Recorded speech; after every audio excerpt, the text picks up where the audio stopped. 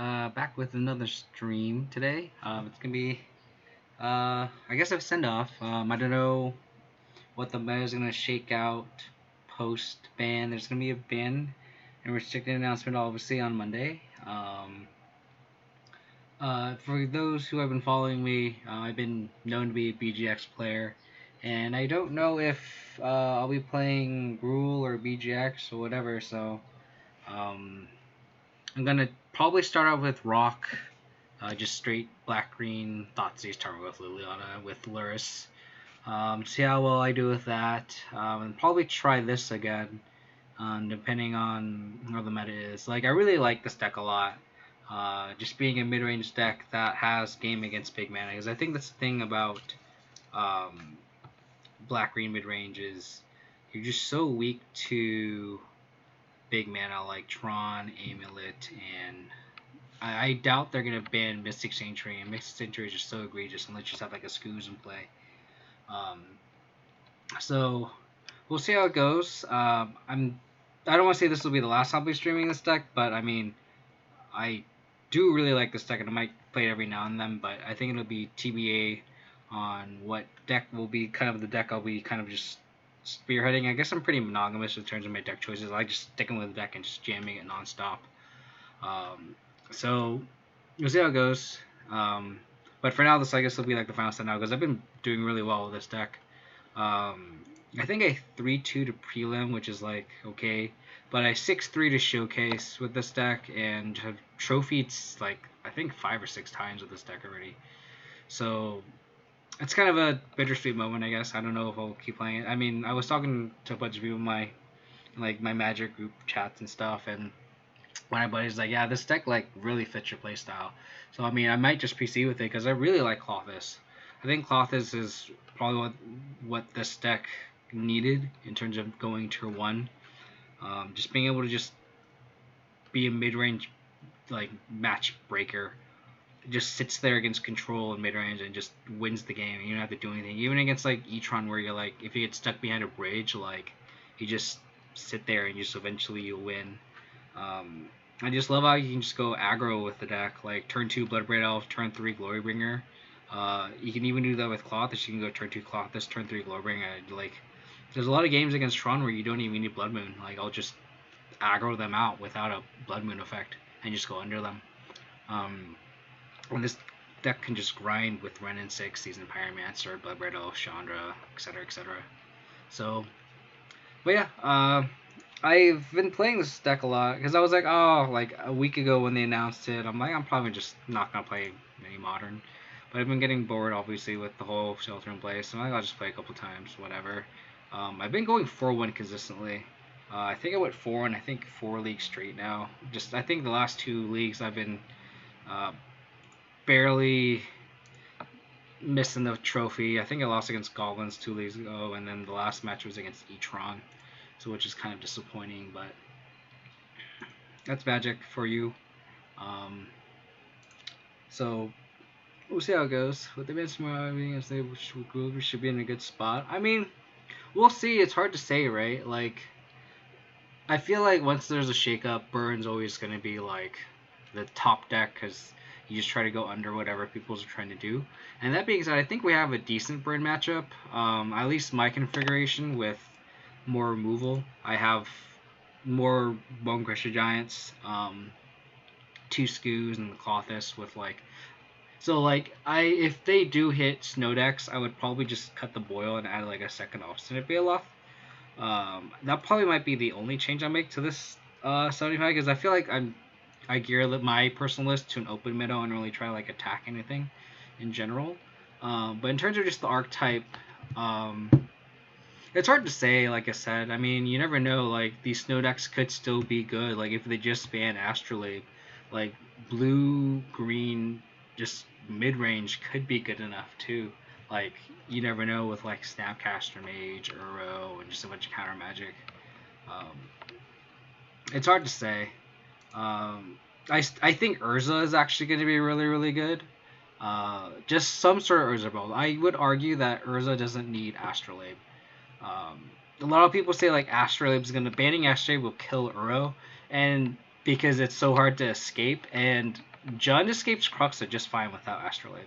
So I don't see that argument where, oh, like, killing Astrolabe will kill Uro. I really doubt it, especially because the main argument is like, oh yeah, the mana base is so painful, but Uro gains 3 life, so it's like, I don't see the argument there. Like, I think they just need to ban Uro, and if they don't ban Uro, I think it's just so hard to beat an Uro with this deck. I think that's what's unfortunate. So if Uro still maintains and still becomes tier 1, it's hard to say that it'll still be good, I guess. I don't know. But we'll see. I mean, I still think people are still going to play Tron, people are still going to play Amulet. So I still like these Blood Moon effects. I don't know what split you should have. I usually stick with a 2-2 split with Magus and actual Blood Moon. Just because I like my Blood Moon effects to actually attack. Just having multiple Blood Moons just feels awful. Just Snow Covered Mountain, is this like Scred Red or something? Hard to say. I think I might just get basic Forest here.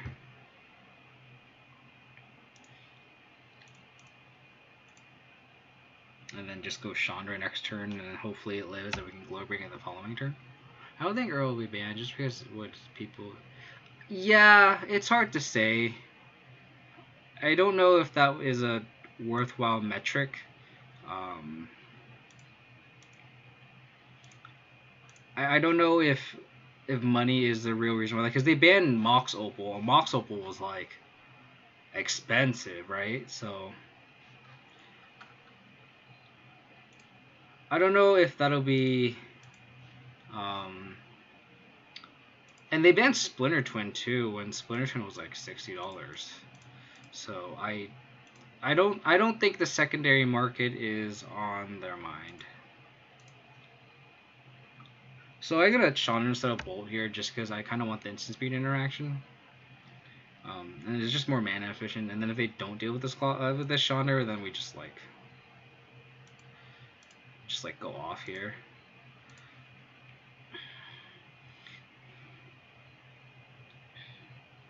So I guess we can. So I have 2 lines here. We can plus and make mana, go to 6, Glorybringer plus Bolt. We could just plus just to see what we hit. We could cast Bloodbraid Elf and then plus still. I kind of like plus make mana, Glorybringer, exert, hold up Bolt. And then just Bloodbraid next turn. I think I like that line. There's a lot of lines that are all these lines have high floors. Like as long as one of your lines involve dealing with this Kiln Fiend, I think every line is good except for casting Seasoned Pyromancer. Like there's an argument of just like exerting the Glorybringer too, or not exerting the Glorybringer and just keep applying the pressure. I think I like the line of Glorybringer plus Bolt, and then that way next turn if we draw a land, we could plus with Chandra again and cast or just play our hand out. So what I mean by that is we Glorybringer attack, Bolt the Kiln Fiend, next turn untap. If we draw a land, we can go Bloodbraid Elf and Seasoned Pyromancer with the Chandra, and we just because next if we don't Bolt this Kiln Fiend, then our Seasoned Pyromancer is kind of awkward. So I'd rather just be able to just play out our whole hand here. So let's Bolt this first, just to see if they have some sort of counter spell, which they don't, and then we'll just cast a Glorybringer and just attack. Not exert. My mouse is... I just got a new mouse today, and it's like kind of fidgety. It's going to be hard to get used to. So that way, if they like play something that doesn't have haste, then we just... Or they could just get a dude with haste, that's fine too. So they can just take down a Chandra right now, which is unfortunate.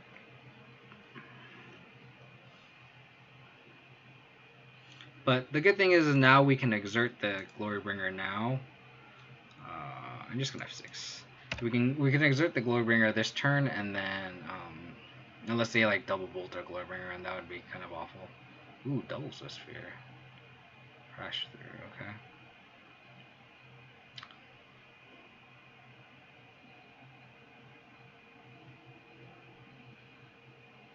It's pretty good. Pretty good. 1, 2, 3, 4. So they're one land or one instant away from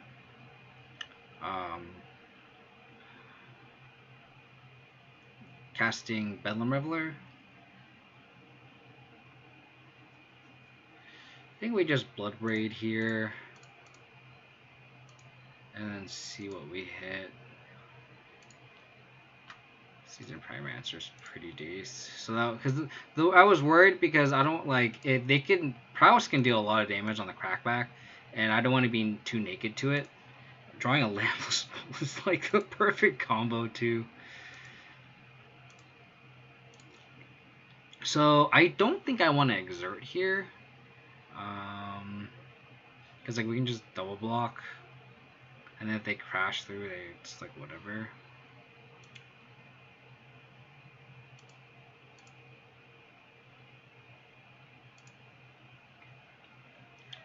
There's a line now like where it's an argument for me to just bolt one of the Swift Spheres now, and I think I'm gonna do that just to play around like actual just their prowess triggers.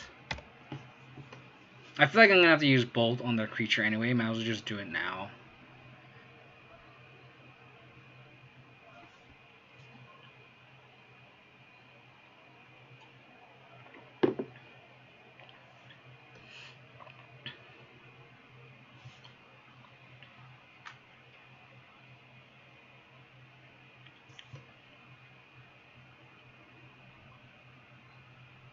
Opponent is in the tank.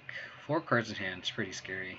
They already used 2 Metamorphose, so hopefully they can't go off too much. Famous last words.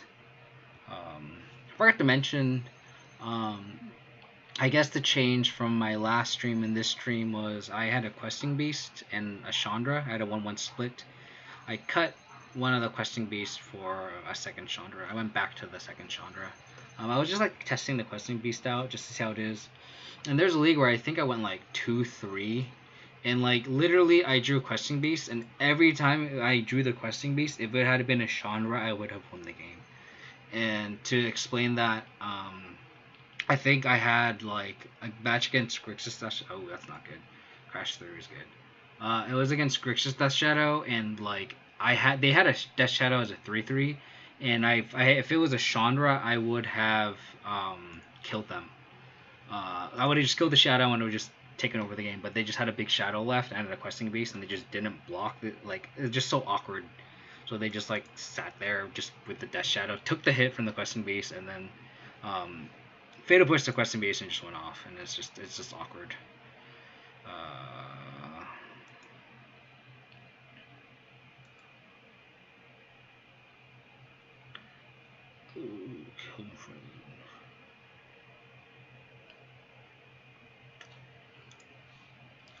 So they have a land, they have a Lava Dart. Yeah, I don't think they had it out there. Sweet. So we win game 1 against Prowess, which is arguably a pretty bad matchup in my opinion, just because our our interaction is pretty weak to just their Prowess ability. So in this matchup, Trinity Sphere is actually really, really good. It just Stone Cold just shuts them off. It's awkward with the Blood Braid off, but like the argument is, this Trinity Sphere hurts them way more than hurts us. Like all their 1 mana spells are gonna turn to 3 mana, and when we slow them down that much to a crawl, we just take over the game. Because then they have to spend 3 mana on a Manamorphose, and then cast 3 mana on a Lava Dart. That just is really awkward. And then the Blood Moons just come out because it's mono red. I mean, there's spots where you can shut off their, shut off their canopy lands, their draw lands. But it's just better just board it out. I could also see stuff like Relic come in just because you want to shut off Lava Darts and Bedlam Reveler, so you kind of want to keep the yard empty. That means you could also just run Cage to shut Lava Darts, but I think that's a little loose. I could see the Relics over the Rendon 6 actually.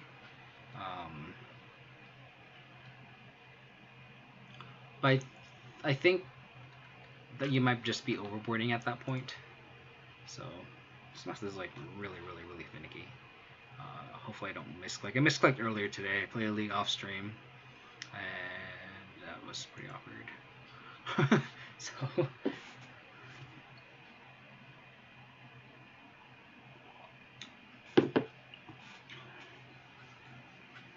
turn 2 Clothis, turn 3 Obstinate Bailoff. This seems like a great hand. On the draw is a little loose, but can't complain. Cannot complain.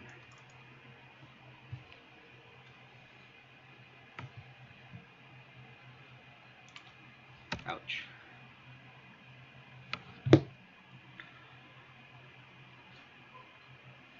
Okay. Yeah, I think I might just fetch now, quote unquote, thin the deck, quote unquote. It's awkward because this turn 2 Clothis might just be slow. I mean, a turn 3 Glorybringer is still really good. Uh-oh. But this is where we can just lose if we don't have interaction here. We need a bolt or something. Like, we could just die. Man. But I don't think we can just, like, not do anything. I think we're just gonna play this Clothis and hope we survive, and then we can Glorybringer them next turn. Like, we can't just, like, play a Chomp Blocker. I guess we could, but I just feel like they have, like, Lava Darts and stuff, so it's like, it wouldn't even be that effective. We just have to be a little bit more proactive, I think, in this spot.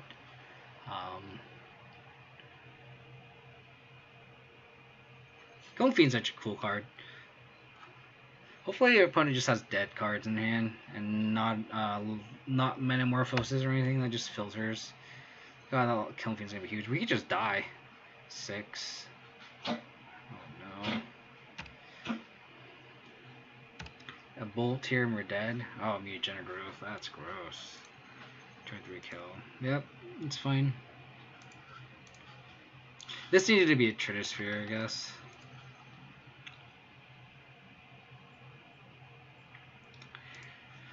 Yep, they just got us.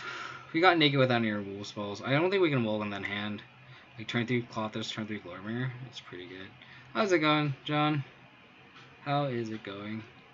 Oh man, this hand is really good, but really bad at the same time. We need lands. This is the same spot as last time where we needed interaction and we lack it. I think we're gonna keep this and we're gonna bottom a Sprawl though, and probably just go turn 2 Clothis. Again, hope to hit a fetch, so that we can like turn 3 Glorybringer on the play. And turn 3 Glorybringer on the play is obviously a lot better than on the draw. Just bottom a Sprawl. Our opponent kept 7.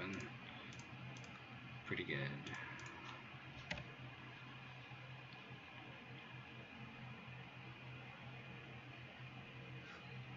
Sphere, pretty good. Pretty good. It's unfortunate that they don't run fetch lands to fuel our Clothis either. But oh, we just had a fetch land, that's nice. So yeah, so I'm gonna fetch here. Because that way we can turn on our Clothis next turn. You know, we turn 3 Glorybringer them. And hopefully they don't have another threat and we can just Glorybringer exert them. That's good. That's fine. Oh my, they're just trying to kill us? That'd be insane if they do. I guess they're trying to get in their damage now, which makes sense. Do this. Red.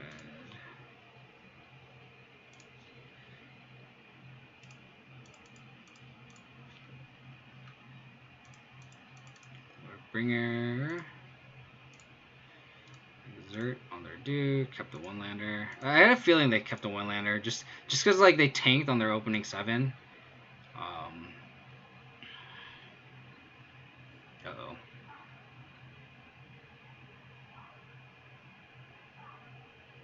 We just dead? That'd be so bad. Oh no. So like light up the stage? Yeah. Nice. Double mountains. That's pretty good considering they need lands. Bolt's a good draw. Thank you, deck. So make sure not to exile creatures so you can eat them with Scavenging Ooze. I don't think it matters. So you should definitely. I don't know. I don't know if they have any recursion. I guess you just eat the lightning bolts.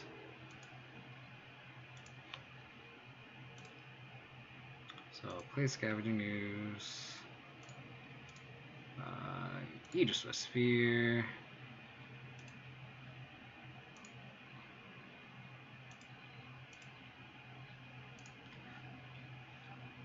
Tell that to Mox Opal. Poor Mox Opal. I wonder how much they are now. I know you, John, you and I talked about how expensive they were. I'm just curious on how much they are.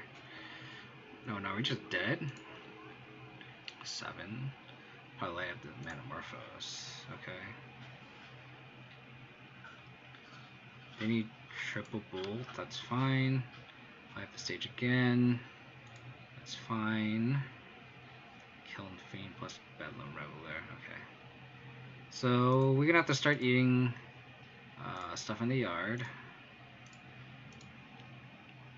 7, 9. Oh, we just have lethal, so it doesn't matter. But just in case,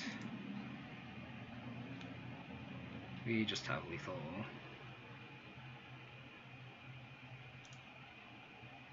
I don't think it matters.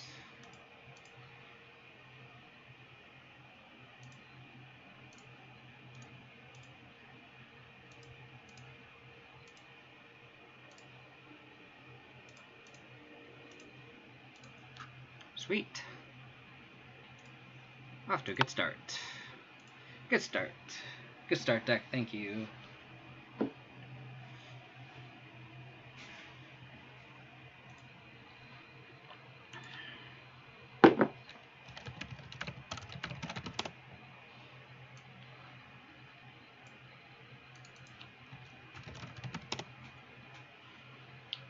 Wow, Mox Opals are still expensive.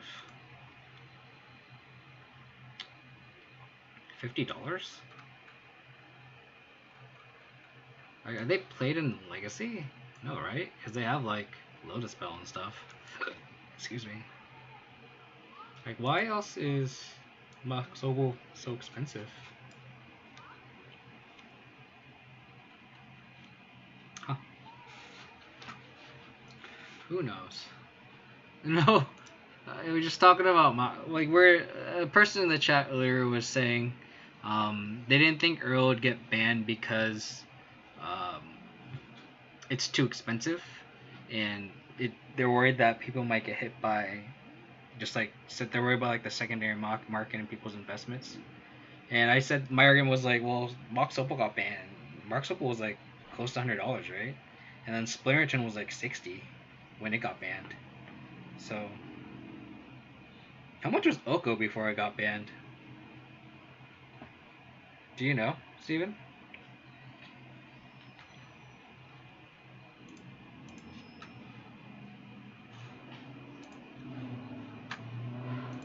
I guess we can just...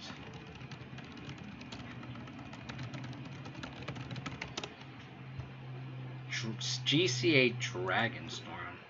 That's a cool username. Okos are 15 right now. That seems scarce. Yorion, huh? We're against Snow right before the ban, huh?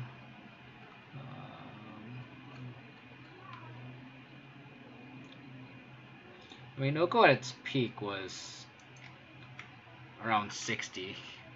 So.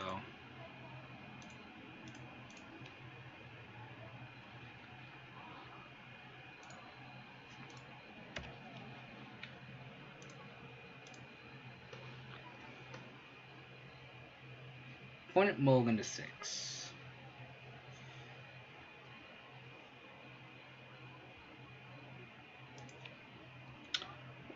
Wow. Okay. That's aggressive.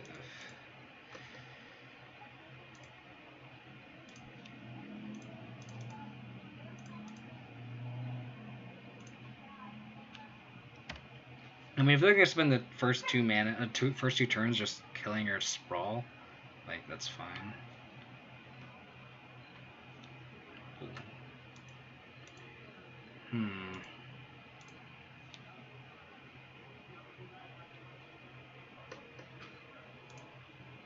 I mean, if they spend all that just to not crack it, that's pretty interesting. Just don't be a one drop off this blow right off. Okay.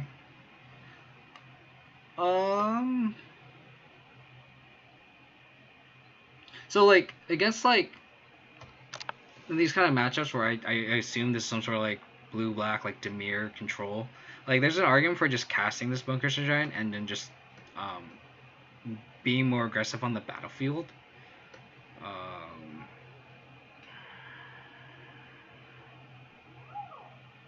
Because like ideally next turn we draw a land and we just play Glorybringer.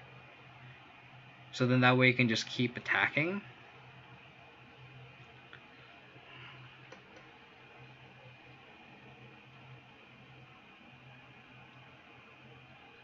I also spell a Snapcaster Mage, in which case I don't think that's fine. I think I still just...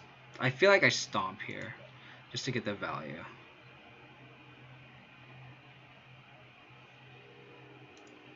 I smell a Snapcaster Mage. Because like I don't know why else they wouldn't attack crack their explosives. Okay, I smelled wrong.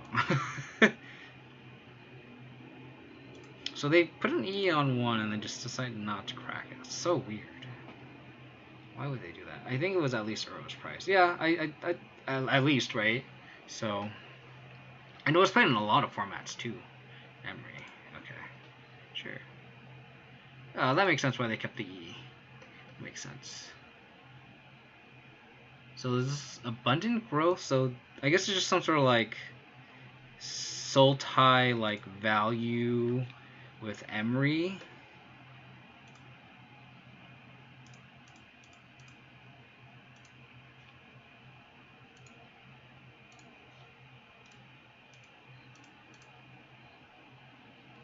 They just can't beat that, huh? Sometimes you just go turn 2 Magus, turn 3 Barbaro, turn 4 Graber. You just won the game.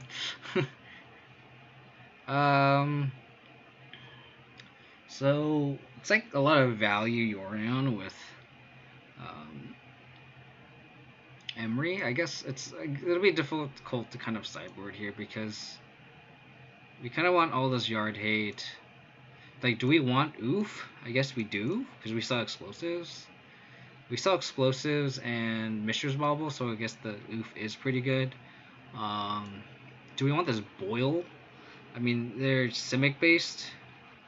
Or Sultai based, so it's like, how much are they leaning on blue? We didn't see that much. We saw Abundant Growth, a bunch of artifacts. Like, Cindervise seems okay too. Like, are we just gonna bring our whole sideboard? Like, that's what I'm trying to say is, like, what do we board out here? It's like, do we want all this? Like, you can have an argument for all these. You can even have an argument for Veil of Summer. Like, if they have some sort of, like, Metallic Rebeaks or something. I don't think I want Grafdigger's Cage.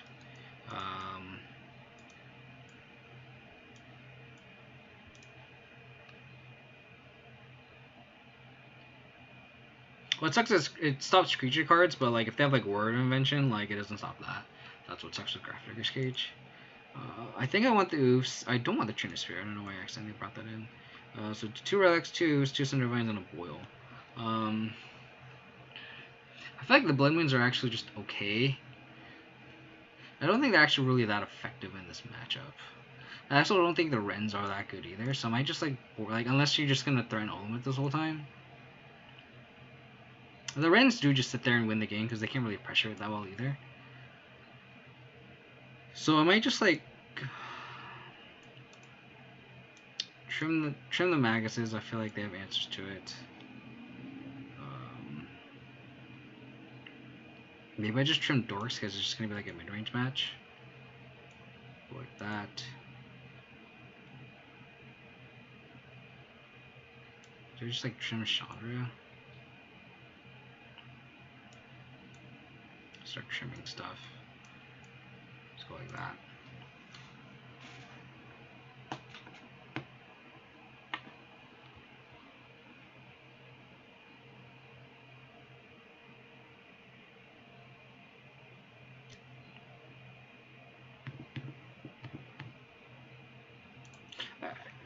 On the draw, I think I want to keep more of my Dorks in. But I think on the play, I can like cut the rest of my elves.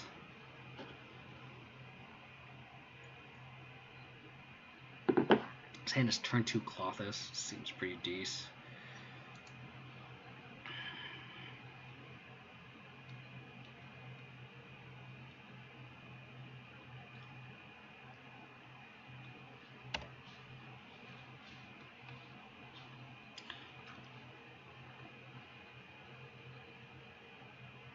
It's not an island. I can't boil it. Maybe boil isn't that great in this matchup. Or Blood Moon rather too.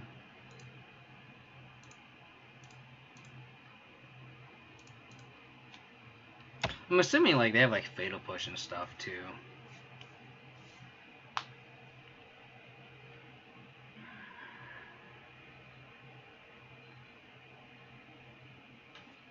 Gilded Goose. Okay.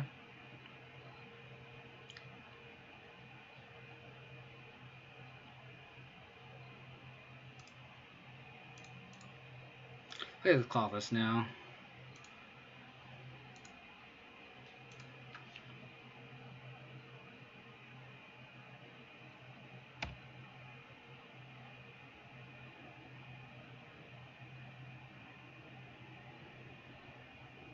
So with Clothis, if you have like an instant in the like, if you don't have anything in the yard and you want to trigger Clothis is like non-land ability, make sure to have your draw step checked so you can kill. Like if you want to bolt this goose so I can like drain for 2, you want to do that. You want to make sure your draw step is ticked, so that way you can what do I say? Like still trigger the Clothis. Because if you don't have this checked and you just wait and you just go into your main phase and there's nothing in that you want to actually target, you won't have the priority to. So make sure to have your draw step checked.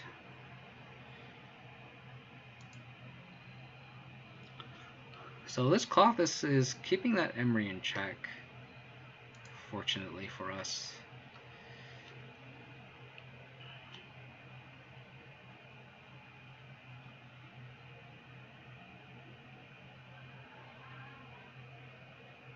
So I kind of want to be more mana efficient, so I think I'm going to bolt the Emery and then play Seasoned Pyromancer.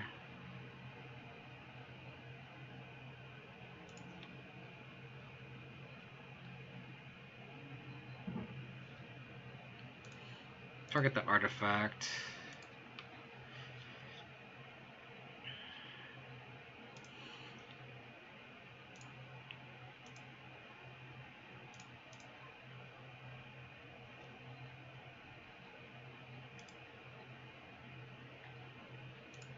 Pitch the Clothis and Seasoned Pyromancer. Cinder Vines to get draw 2. Just bolt the Emery.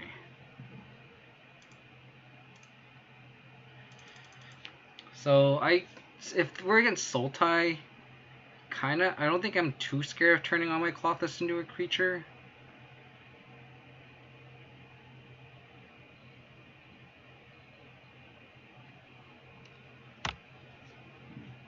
Ban this card, please.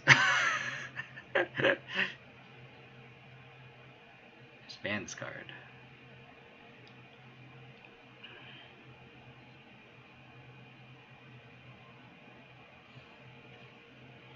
So them just playing this Uro into our Clothis, I think this is a huge sign of weakness. They could just have another Uro and they could just like save up to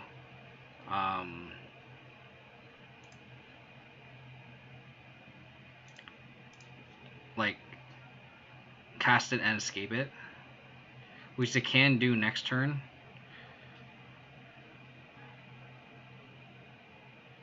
One, two, three, four, five. So the Cindervines turns on our Clothis.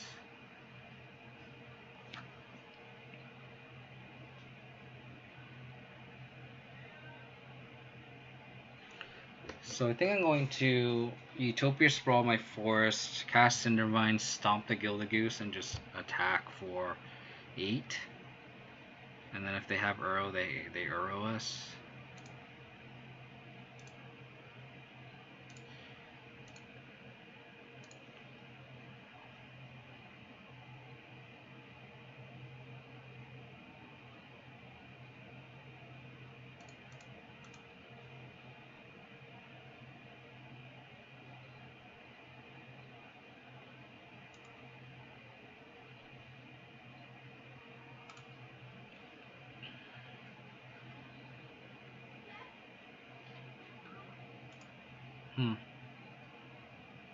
What are they doing?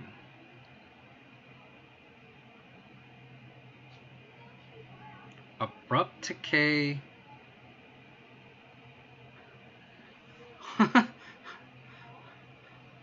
Okay.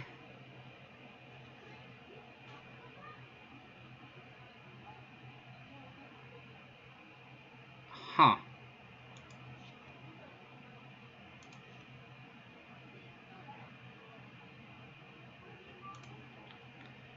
That's interesting.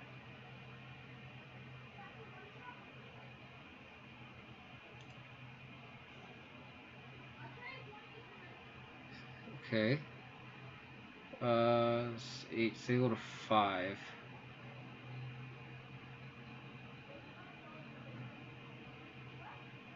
I think I just stomped this goose. That's sorry, that's what I was thinking. I was just like, should I just stomp this goose? And I think the answer is yes.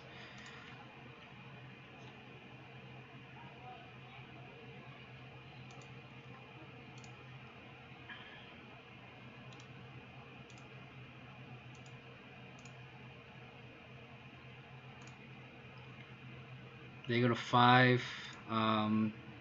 Hypothetical 1 with Cindervines plus Clothis in play. And if they cast any non-creature spell, the Cindervines does a lot of work. Yeah. Yeah, so their draws just really didn't come together. Decaying our Utopia Sprawl was kind of weird, especially if they wanted to just... I don't know. That's weird. That's a weird line that our opponent took. I don't understand it. 2-0, off to a good start. Can't complain.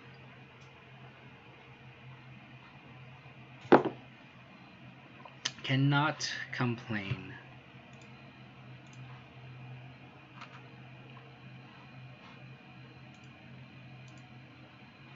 Hope everyone's staying safe and healthy and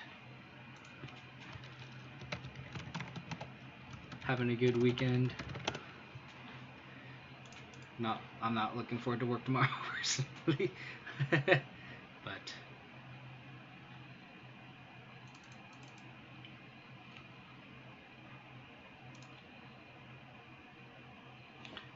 my opponent does not want to join the match.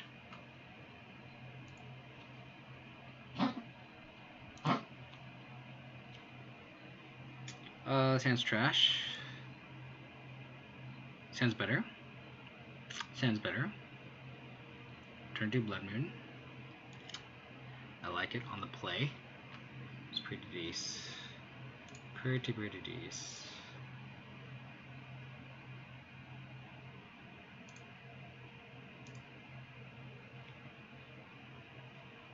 Opponent's also in the tank. My opponent kept 7. I'm gonna bottom the Stomping Grounds.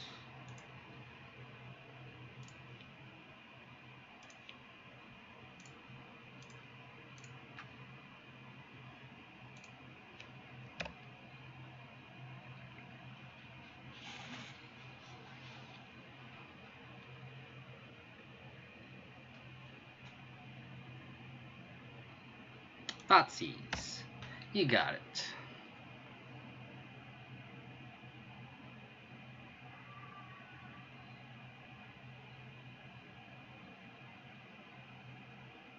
Bone Crusher Giant. So they have removal in hand, is the tell, huh? I got you. I got you. So they don't mind getting Magus. Is this like 8 rack or something? It might be 8 rack. I'd not be surprised if this was 8 rack. There's been like an awkwardly high amount of 8 rack in online, which is just weird. Or it could just not be. They just took Bone Crusher Giant.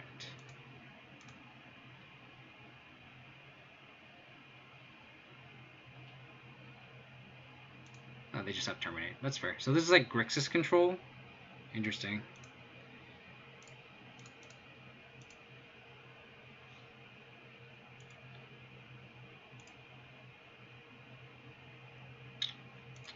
Okay. They thought these that'd just be really bad. Snapcaster Mage. Sure.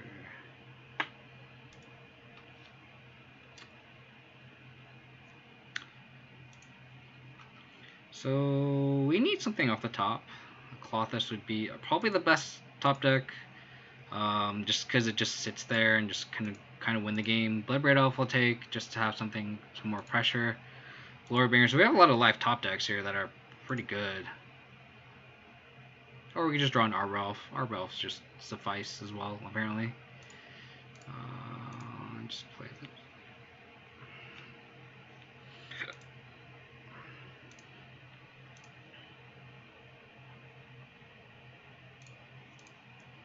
Probably just trade. I can see not trading here or not attacking, but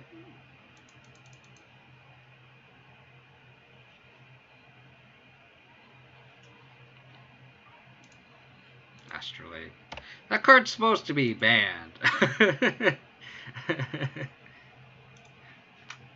That's bullshit.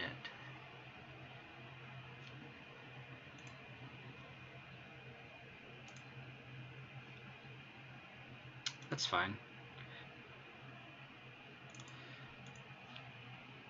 Because we still have mana to exile Season Pyromancer stuff.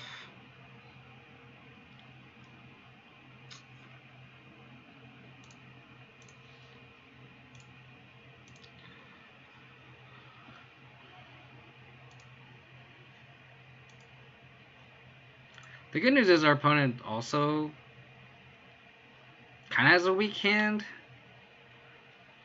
They really needed that 4th land. So it's like Grixis control. Interesting.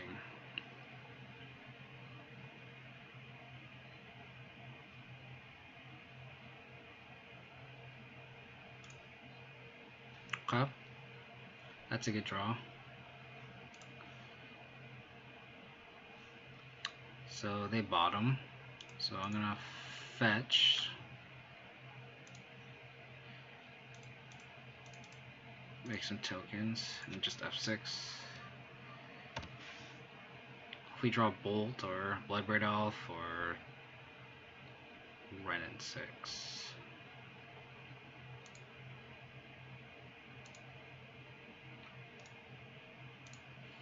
So we got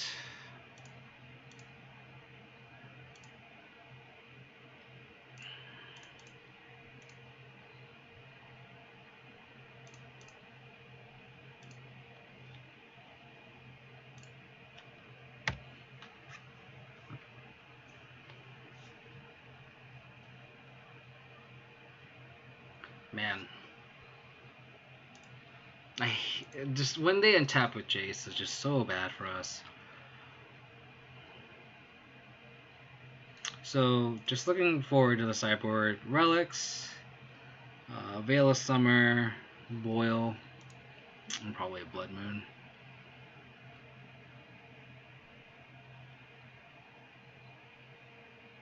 Wow. That's pretty decent against us. Pretty decent.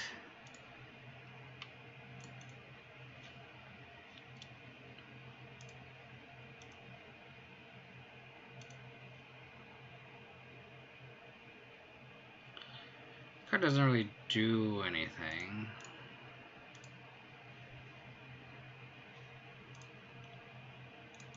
I'm gonna just fetch Forest now because we're losing equity in terms of if this Blood Moon resolves, we can't just keep like attacking. I'm gonna have to Cactus Jace.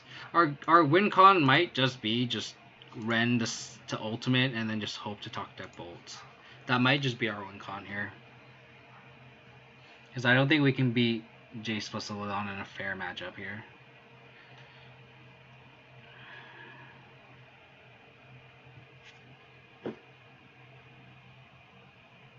I'm just gonna have 6. I got nothing. Nada.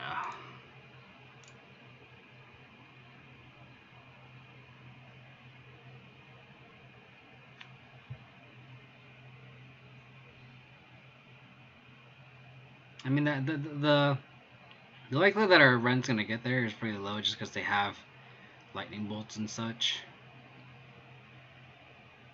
I really doubt it's gonna get all the way, but it's like a really low percentage, especially if they have like Snapcaster Mage. Yeah, they could just like attack it down.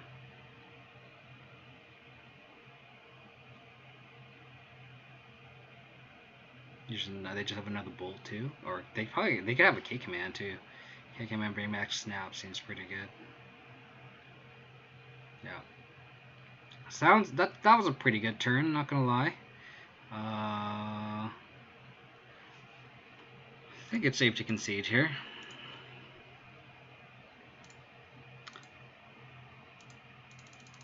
They're just gonna have so much value. Alrighty.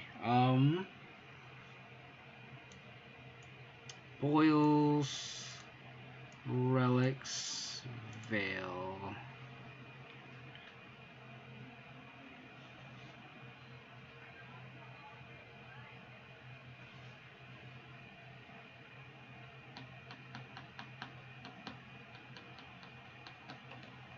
So I'm gonna cut these Maguses. I think I'm just gonna die. Probably just leave the 2 Blood Moons. Probably just shave Arbor Elves here.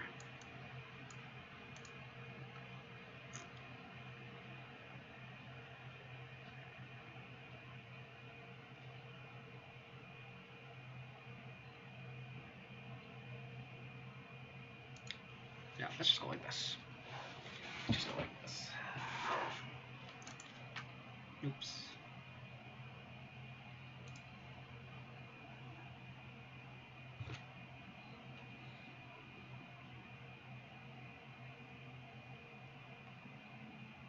This matchup's usually pretty fun.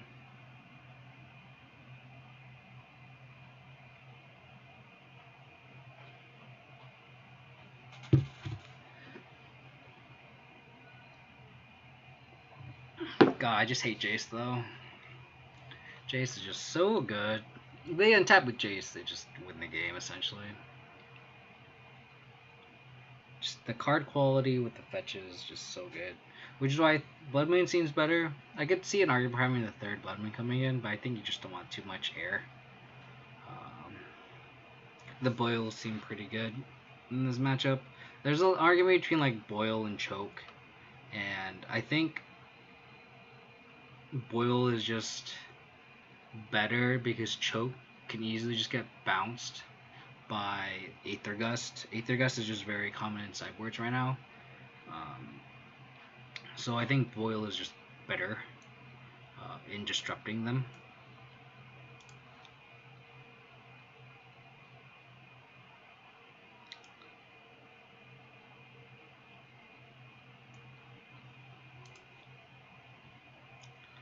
I think I should have trimmed bolts too, like trim a bolt. I don't think this hand needs help with my Arbor Elf dies, but I don't think we can just like not keep this. I don't think.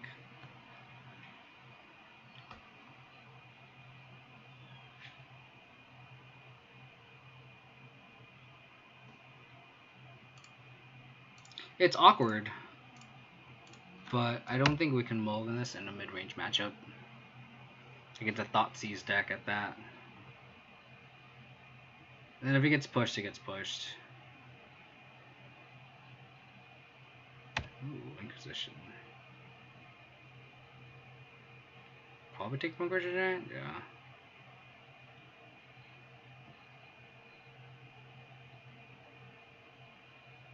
What's awkward is like if this Keswick Orphan was an untapped a green source, we would have been able to.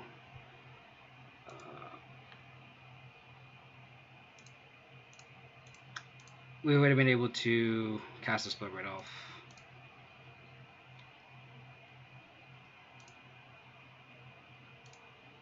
But now if we draw Blood Moon, we are another awkward spot where we just Stone Rain our own Utopia Sprawl. So, but I don't think we can not do that. And then they're kind of, they probably terminate our Arbor Elf. I think they have to. They have no blue mana either? Interesting.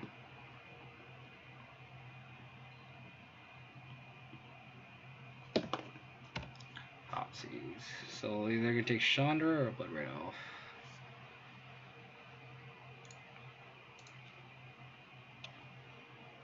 Pick your poison at that point. That's pretty good. So now we need a land off the top. Please, deck. Thank you. Thank you very much. If the awkward thing is if we hit a Blood Moon off this Blood Red Elf, I think I'm not casting it. That's fine too.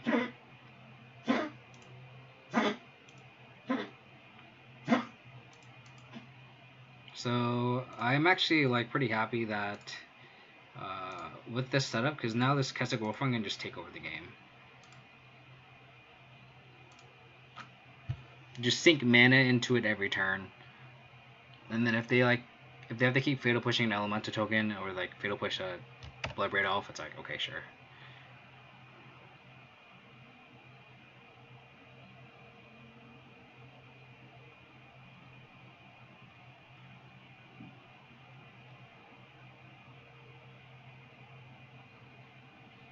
Serum Visions, nice.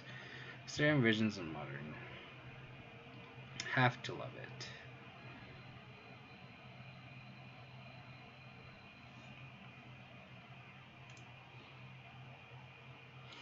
So here, I'm actually gonna Keswick Orphan the Seasoned Pyromancer because I have a feeling if they do have a fatal push, I don't want to pump the elemental token. I want to be able to pump something that isn't gonna die to fatal push because they have no way to revolt it.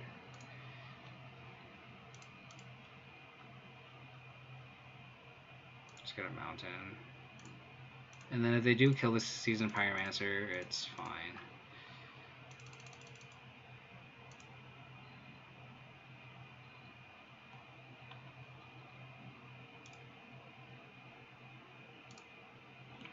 Like that extra 2 damage adds up so much.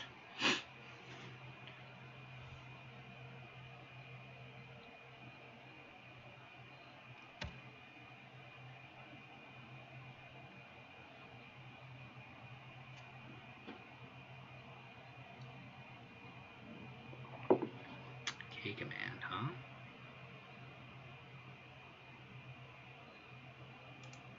It's fine. Or we just draw Glurbringer. That's fine too.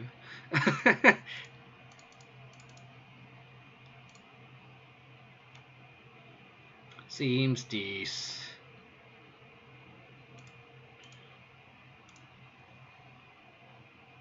Keswick Wolf run. Keswick Wolf run. They could Swamp Mountain as our opener. It's so weird. I guess Astrolabe just like turns everything on, but like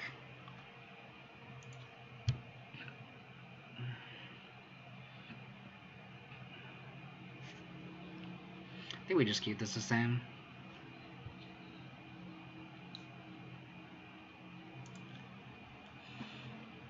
I just want to boil them. Just boil someone. Just end their life and end their misery. Sure.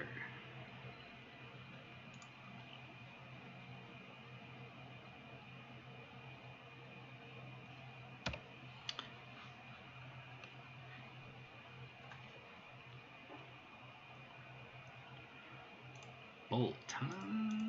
Interesting.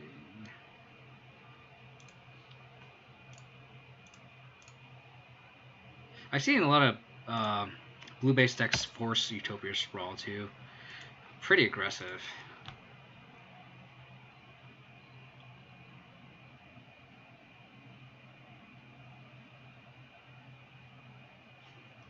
Probably take my Bloodbraid off.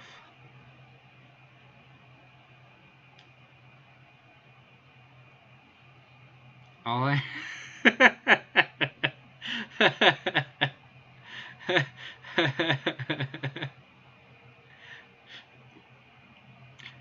I'm just gonna put it this way, Garrett. There's a reason why Birthing Pod's price is not spiking. Let's just put it that way.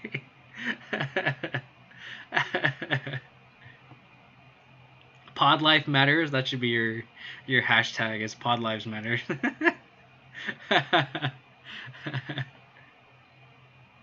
It's so funny. Ooh, scavenging is okay. Got the one lander. We have 3 bolts. We're gonna turn into a burn deck. Just into a burn in the.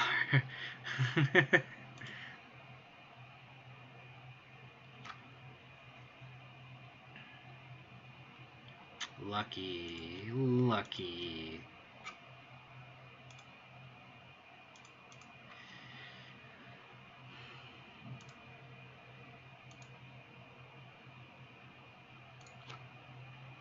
I mean, you just keep telling yourself that Birthing Pod's gonna get unbanned. Someone's gonna give you the bad news eventually. It's going good. 2-0. 2-0. I think this match is 1-1. Ooh, Clothish resolves. Nice. And then with 3 bolts in hand. I like it.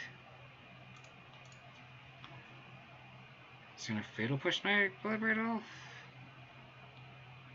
Ooh. Terminate?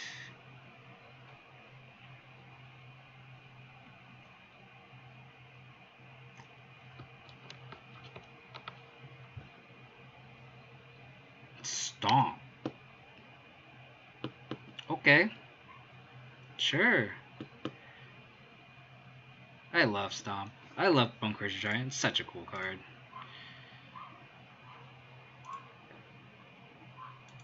And we're just gonna transition into a shitty burn deck right now.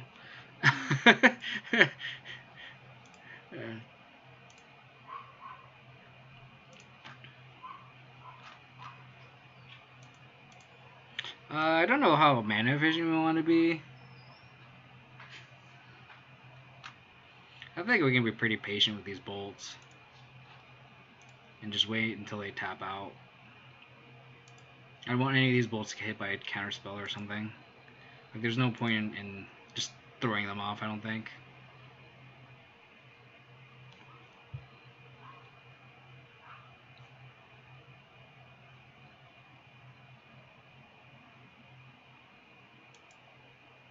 Okay. Elf down.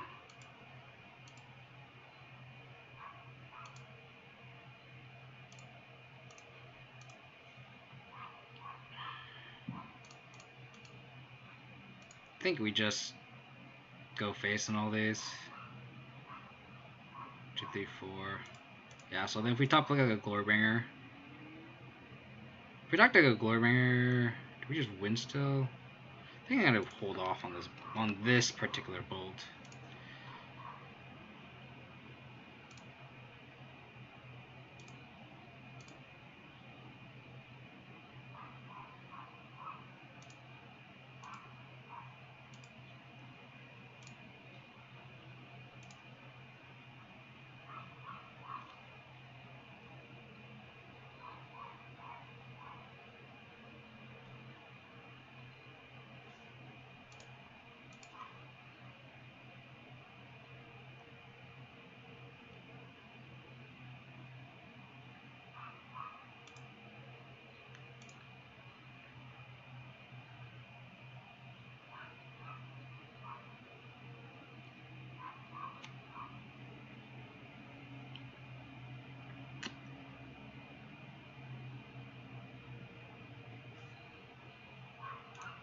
Well, it's gonna feel bad if they like force this now. Sweet. I don't know if that was the correct timing on those. Maybe I should have just threw all of them at this face and they just like hope they don't like ate their guts to cloth this. I feel like there might have been a better way to sequence those burn spells.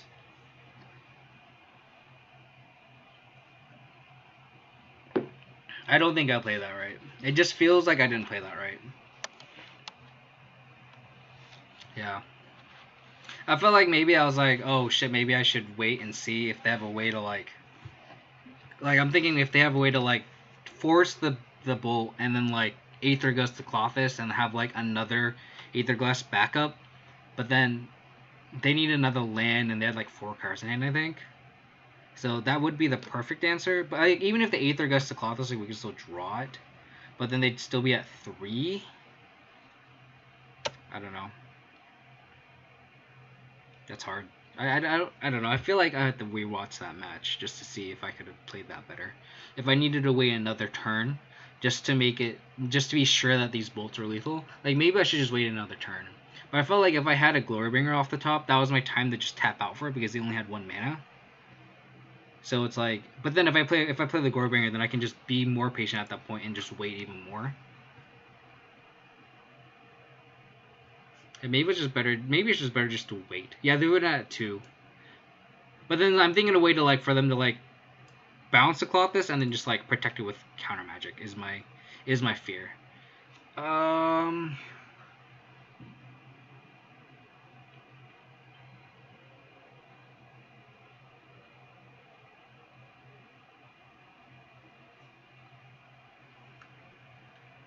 Yeah, so like if they would be at 2, right? But then if they have like Aether Gust plus like I don't know like some sort of counter spell like Deprive, like then I would be at SOL and I would just have nothing. Just thinking of ways to lose the match. This is so greedy. I'm gonna keep this.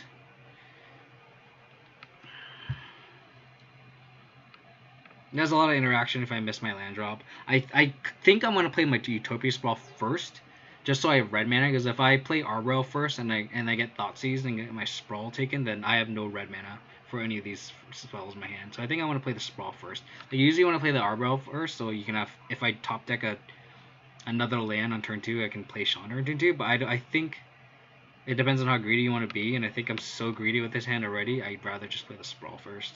And I already have bolts for like interaction anyway, so I don't need a Chandra on turn 2. So I think I'd rather just play the Sprawl on turn 1. Because what I'm thinking is I think I'd rather have waited that last game. I'd rather have waited until my opponent was down to 9, and then I can just start throwing things at his face. Because he has to eventually play something, right? What I'm scared is probably Force. Like the more the game goes on, the more likely they have Force plus blue card. But we can just play it on their turn, right? So them bullying the 5 makes me kind of want to play the Arbor Elf now.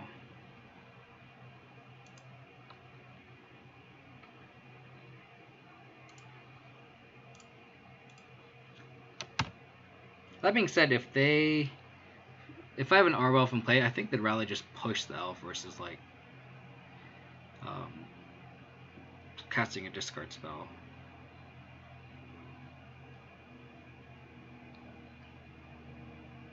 Is this Goblins? Eldrazi.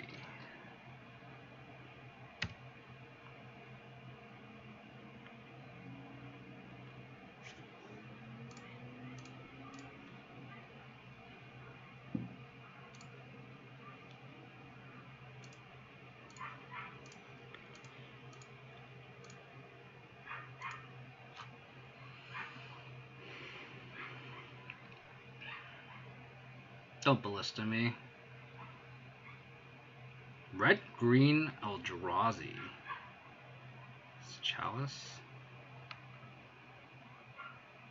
No. Now we got punished. Now we need a land. Land. Thank Thank you, deck. Thank you. Thank you very much. I appreciate it.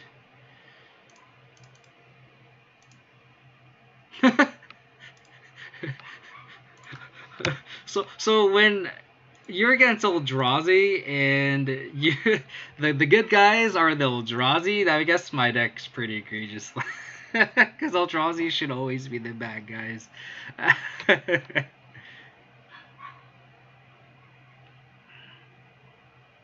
That's fine.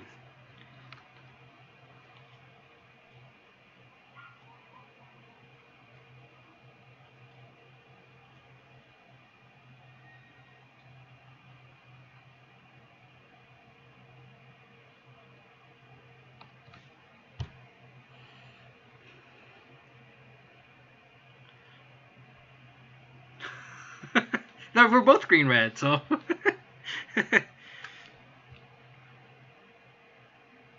I'm trying to figure out.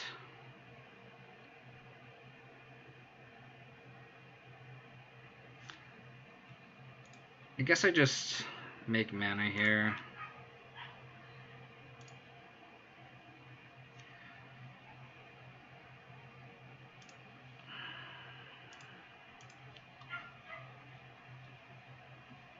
I just don't want my Chandra to die. Like, I'm scared of like a Reality Smasher. But I don't think I can play around that.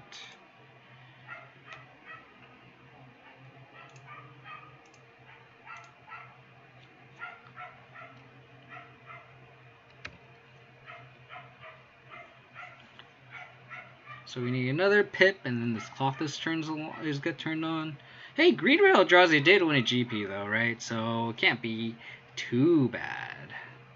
And if we get TCast here, we get TCast here. I don't mind.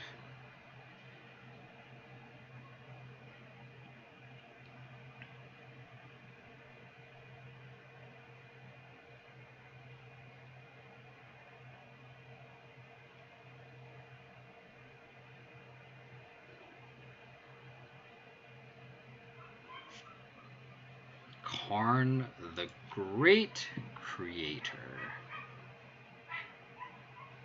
How long ago was that? It must have been at least like 3 years ago, right? Has to be. Sweet. Now we can just take this Karn down with our bolts. Life is good.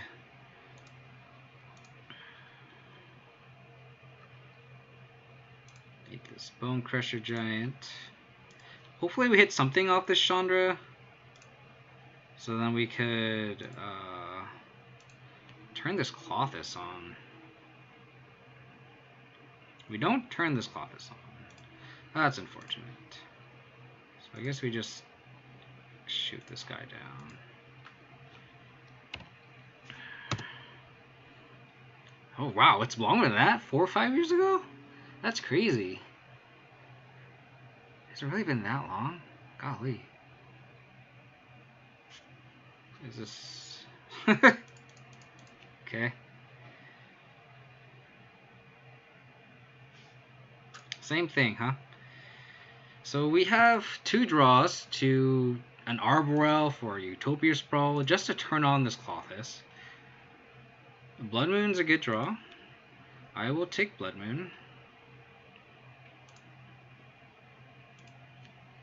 Let's see what we hit here.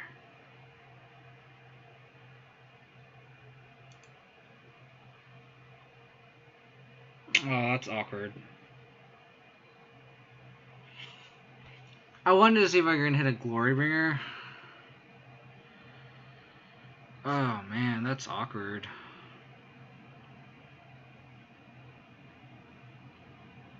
I think playing this Blood Moon is more important, so that it just shuts off their Eldrazi. So we're gonna cast no to this. Play this Blood Moon.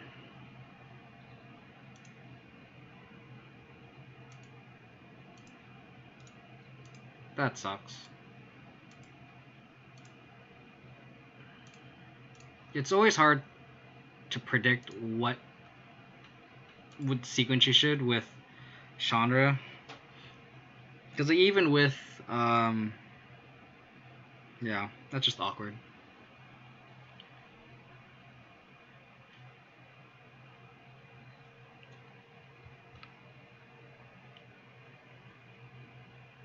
Because like I remember talking about Green Red Eldrazi because I think the person that won was like my friend's friend or something, and I remember talking about him at his place, and he moved like 2-3 years ago. So I'm guessing, I mean, it's like maybe you're right. Maybe 2016 is correct, which is just crazy. Like I didn't think it'd be that long ago.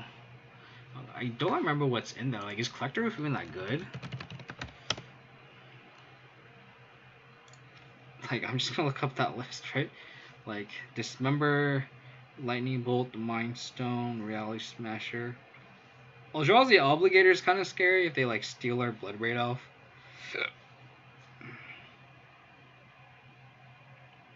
I don't think they have any waste though. Yeah, I don't know how good Collector Oof is.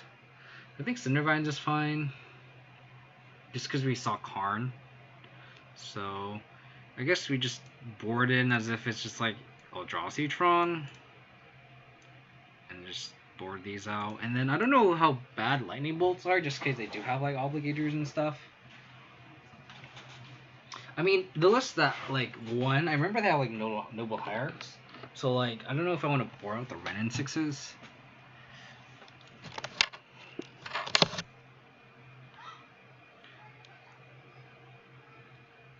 Maybe just, but like usually I just board out one Bolt and then call it a day. Might just do that. Green Red Eldrazi. Sure. Yeah, it's kind of weird because A, we haven't seen the deck in like 4 years, and B, like they have Karn, which obviously I don't think was around when that deck won the GP. This 10 has everything we want but land, so I'm gonna mulligan this. It's kind of an easy mull.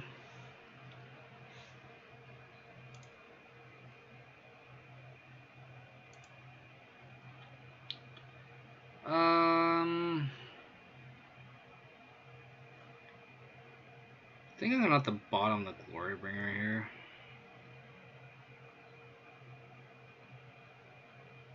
It's the one card that we just can't cast. We need fetch lands though, so we need a lot of help to activate this Clothis. It's not good because we can't cast it. So we have 2 turns. I mean, we have 2 turns to draw a land or preferably a fetch. A Blood Moon would be nice too. Okay, so we have Blood Ray Elf mana, which is good. We do not have double red for Chandra or Seasoned Pyromancer. Okay. Them stomping us? It's kind of a sign of weakness. So we did see Bonecrusher Giant, so it's like it's Eldrazi with Bonecrusher Giants? It's so weird. So weird. Okay. Makes sense to play the Matter Shaper first, just in case I draw Blood Moon. Makes sense.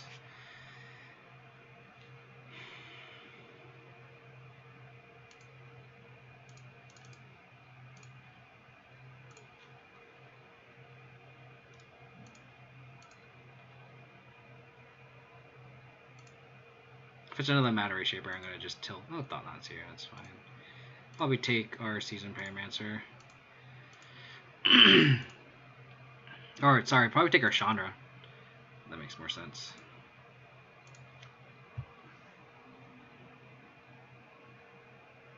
Green Red Eldrazi's mana base just looks absolutely awful. I will say.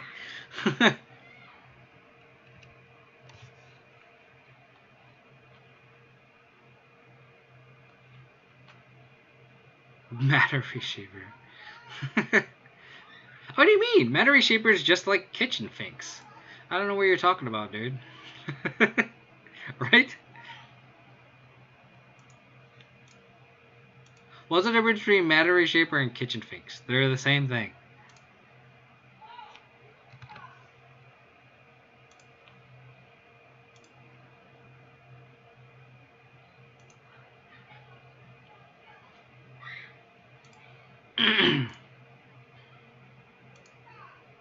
No, seriously though, like, what's the difference between Matter Reshaper and Kitchen Finks? Let's. I mean, let's be real here. Let's be real here. What is the difference? I need that The Office meme, where it's that girl and it's like, what's the difference? And she's like, it's the same thing. That's Matter Reshaper and Kitchen Finks. I'm gonna make a meme of that right now after my stream. If they tackle the talent sharing, I'm gonna take it because I need pips for Clothis.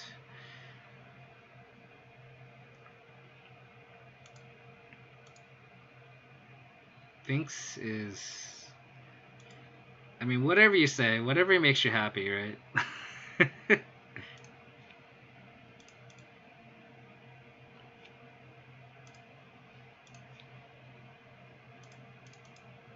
Finks is full of finesse. I mean, if you really think so. Season Pyromancer 2, 3, 4, 5, 6, 7, 8, 9.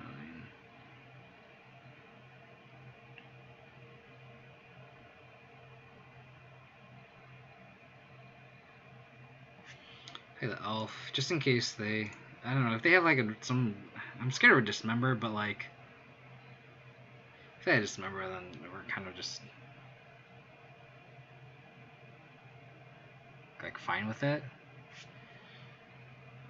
They dismember that Seasoned Pyromancer?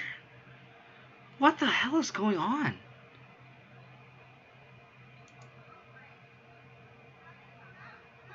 Why? I don't understand.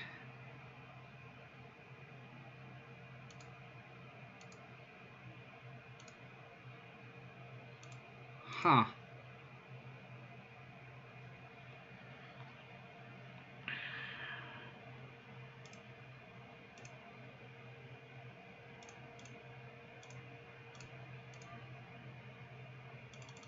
So weird.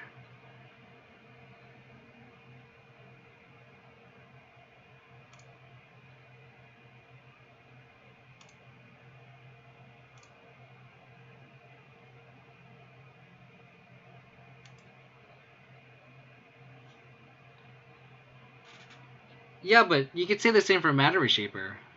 Like, in the end, they all replace each other, right? Matter Reshaper does the same thing.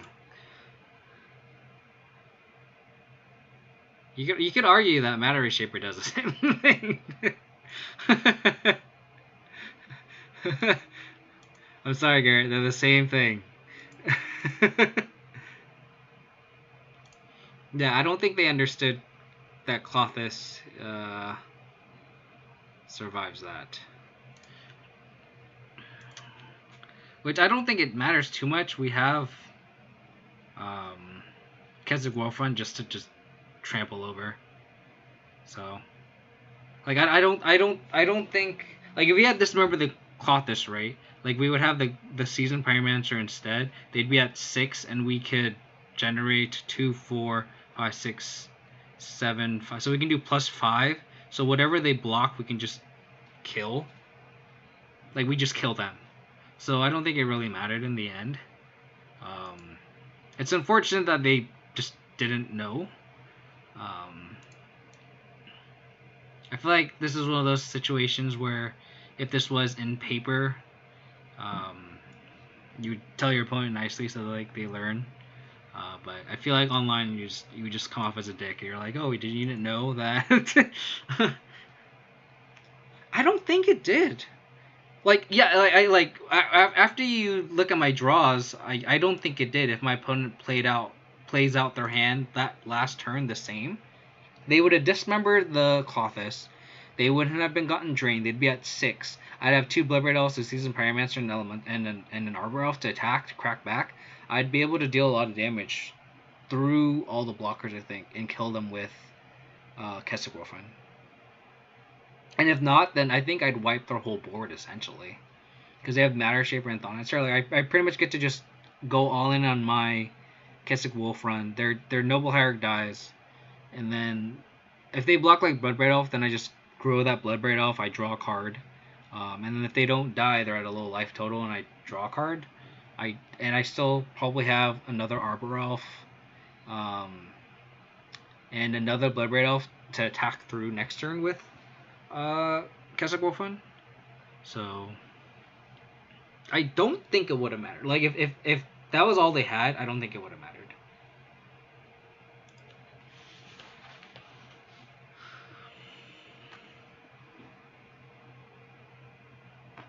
I don't think I can mulligan this. It's turn 2 Clothis.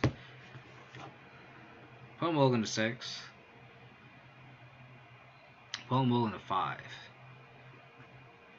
If our opponent's on Tron, I'd be kind of disappointed with this hand.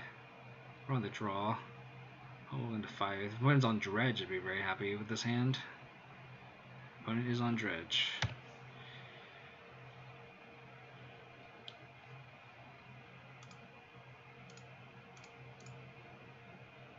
We need a Scooze off the top, though. Hopefully you don't have a Haggle. No Haggle. No, they got a Haggle. No Dredge. Oh, it's so annoying. So, like, I don't think they fixed the oh no, they get to bring back. Oh god, what an opener. It's so annoying. You have to, like, they don't. It doesn't say in the game log what they dredge over. Oh, they don't? They just naturally drew. Interesting. So imp, loam.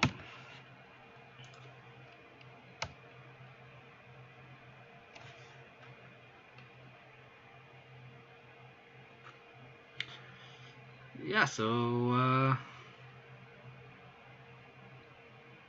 we're gonna scoop.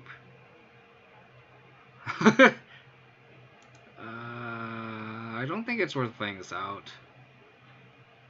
I don't think so. I'm just gonna. I mean, I'm gonna make green with this. I think our only out is Scooze, and we want as much green mana as possible. I mean, Rock is pretty great versus E-Tron. Lily pretty gas hunting. Crackback to a minus is useful now.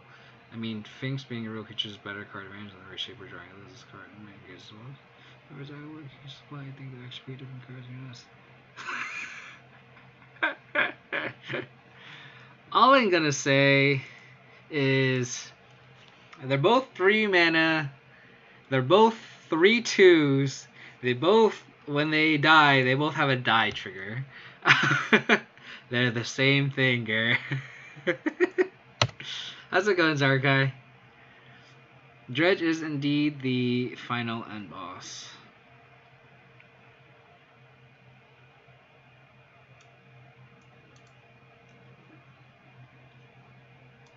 I'm seriously gonna make that meme though. By the way. So imp. God, it's so annoying how it doesn't say. Like, you literally have to like watch what they. 1, 2, 3, 4. So it was just another imp.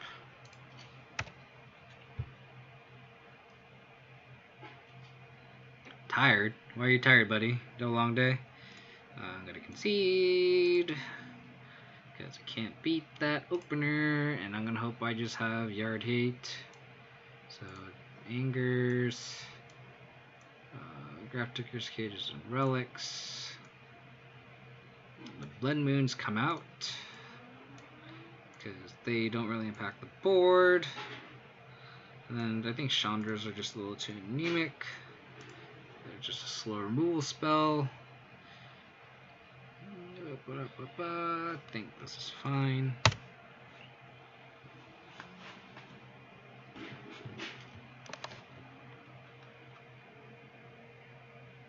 So in this matchup, we really need to mulligan into this to the 1-mana 8 spells.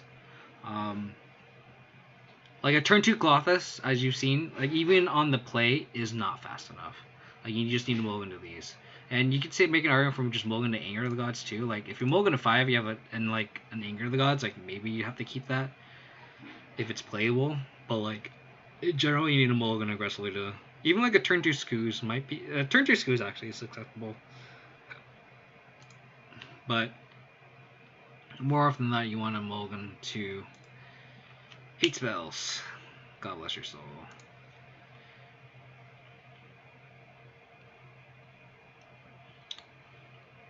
Finks doesn't do anything. Finks doesn't do anything.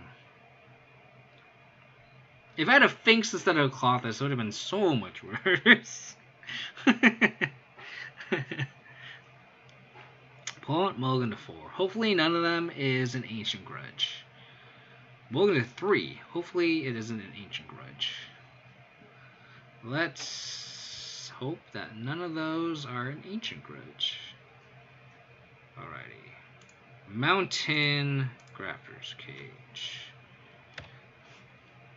Let's hope for a third land, and then we could cloth this and hopefully take over the game there. Sweet. Just 1 mana win the game, I guess. What I got on there with the Clothis? What I got on there with the Bloodbraid Elf? That's sweet. Finks goes and Kiki Ponza. Garrett and Zarkai, you guys should talk, because Zarkai was the guy that kind of innovated like this Kiki Ponza, where you like it. What's the 3-mana card called? I can't remember. It's essentially like Splinter Twin or like Pestermite. You just like it's like 3 mana when it comes to play. I think it like untaps the land. So like you can go like turn 1 Utopia Sprawl, turn 2 that dude, untap the Sprawl, play like a Scooz or something. It's pretty legit, and then you play Kiki Jiki, and then you target that, and you untap Kiki Jiki, etc., etc., etc., etc., etc. It did not like me. That deck did not like me, but it did 5-0 a bunch of weeks. Oh, sweet. You guys already know each other. And Hyrix Taraska, I think. I can never remember that card name, because it's just like, it's not playable. Sorry, buddy. Okay, we're gonna mulligan this hand. Opponent also mulligan to 6. This hand is no lands. My opponent, I think, is keeping 6 here. You can tell because there's like a delay, and then that's when they're like picking with the bottom. So, has a cage. Probably land Spyro. Or sorry, Bolt Spyro. I don't kill lands though. Andrea, I don't have any pillage in my deck. I am anti-pillage. So I'm just gonna throw that out there. I think I'm gonna ditch the Spyros. I ditch the Bolt on the Spyro, and hopefully the Spyro can refill my hand. And hopefully my opponent does not have a Ancient Grudge.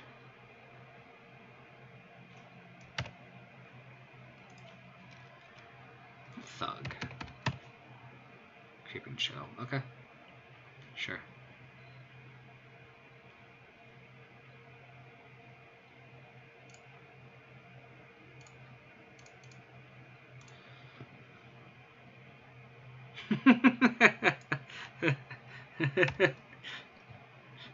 How can you play Affinity if none of the cards have Affinity? How can you answer me that? Don't have a grudge. Don't do it. Don't have a grudge. No. No. Okay. Okay. Okay, I don't know what they have in their hand now. This is really annoying.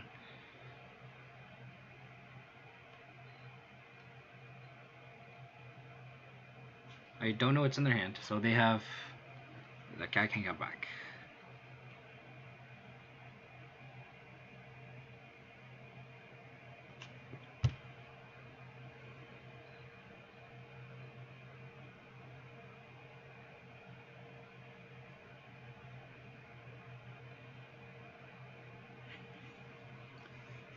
I'm trying to figure out my lines of lands. He's about after sharing it right now.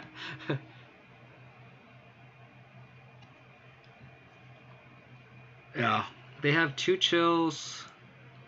I'm like trying to figure out like how I can sequence this and have still have enough green mana And I think the answer is I don't think I can be able to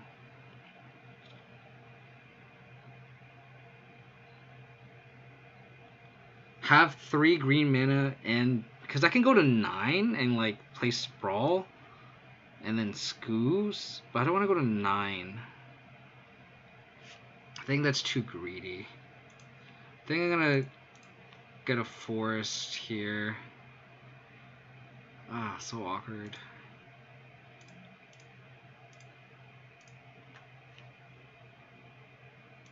Because I want to do green there, and maybe I should. Because I can just say, oh, I just don't care about this season Pyromancer. Maybe I should have done green. And just give up on the season Pyromancer plan.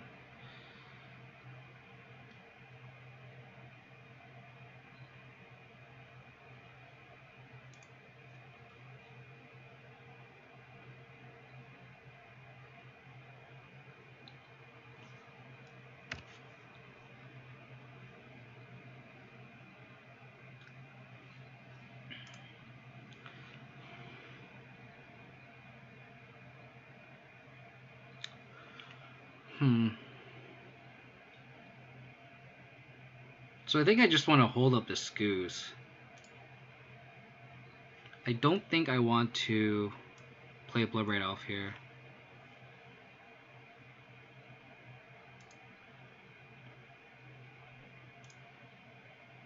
They don't have life from the loam either.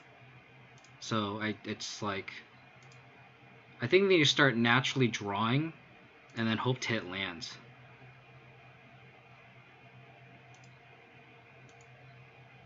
Yeah.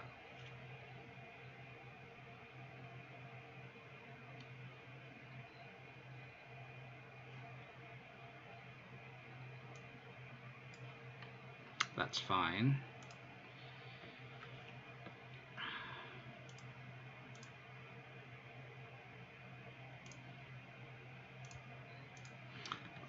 I think I just start hitting these imps.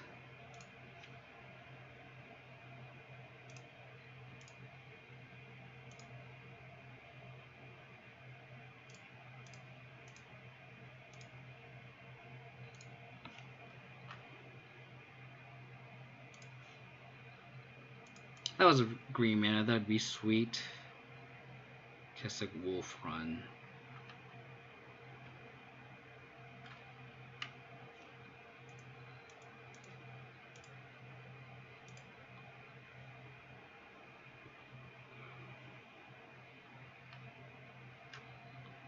Guess we just attack. I hate playing against Dredge on stream because like I can't think out loud and do and play. So this is good because like we can play around Lightning Axe too. Like our Scoos is big enough.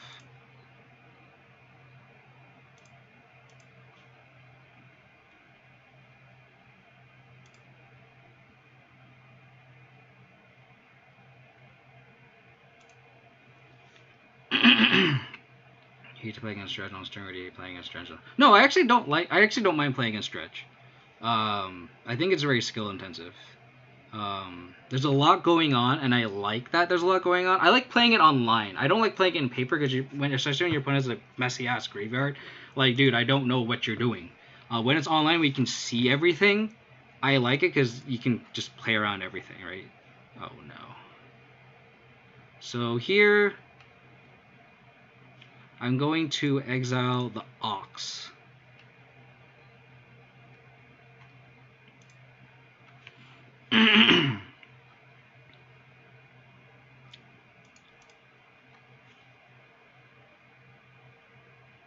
So Nature Chain was a good draw.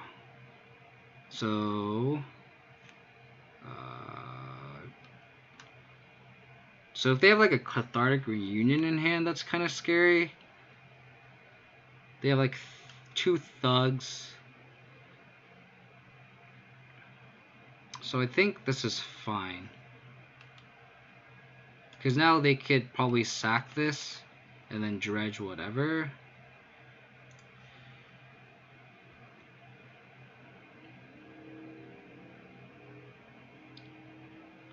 Ancient Core, and that's fine too. That's actually fine because now they can't sack this guy. Oh, okay. Okay, that's really aggressive on my opponent's part. So now we're gonna eat the amalgams. Eat the stuff that can come back. I guess they could... If they hit a chill, I don't think it matters. That's fine. Cool. 8.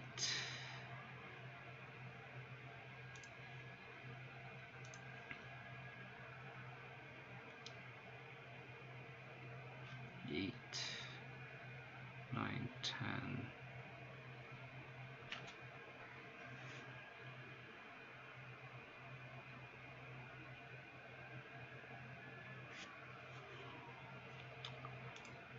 Hopefully this Blood Raid helps something. If it's a bolt, we just win the game. Yeah, short of lethal.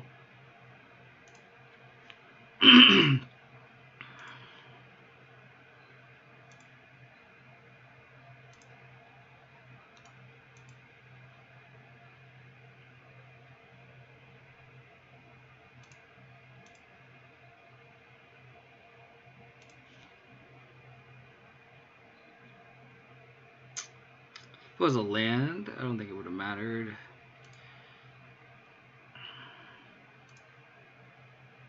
Smiting Helix. Huh. That's an interesting one. So they can go up to 6.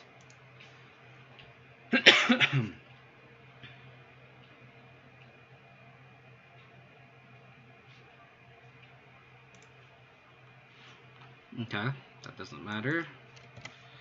The only thing they have in the graveyard are thugs.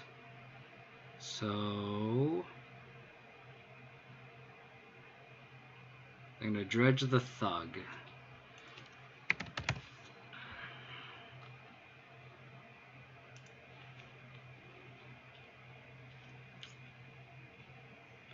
Guess we just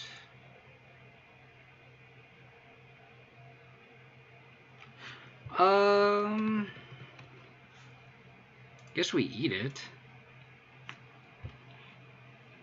Because they could sack the Gruul. Oh, okay. Also, the Keswick Wolfrun won me 2 games this league, so I will refuse to say it. But woohoo, we trophied on stream. It's funny because I've gone 4-1 so many times with this deck, and finally hit the trophy with this before the ban. So pretty happy. Cannot complain. I appreciate it. Appreciate it, Wombo Combo. That's so cool. It's a nice send-off. Before the ban. Keswick Wolfrun is definitely bait. Before the twin unban. I don't know about that, man. I don't think... Honestly, so... I didn't want to say anything, but like... if... I think the... So it's hard because like a lot of people are wanting me to stream BGX, and I think the only way I play BGX is if Twin is unbanned. And if Twin is not unbanned, I think I'm going to stick with Red Green. Because I don't think Red Green has a good matchup against Twin. Because like none of your removal kills anything. Like you cannot kill Pestermate. You're going to have to play crappy removal like Flame Slash. I think you can Flame Slash as a sorcery. So I don't think there's any real interaction we have that's good main deck. Yeah, that's why I don't think Twin will get unbanned. So, I think you can just ban Astrolabe and Uro and Urza and we'll be okay. Yeah, I saw you trophy too, Zarkai, with your tomb list, which is still on my to-do list, is to try out the tombs. But I've just been doing so well with my list, I kind of don't want to change anything. Because I've been like, I think I went 4-1, 4-1, 4-1, and then 5-0, so that's, I can't do math, 17-3. So it's like...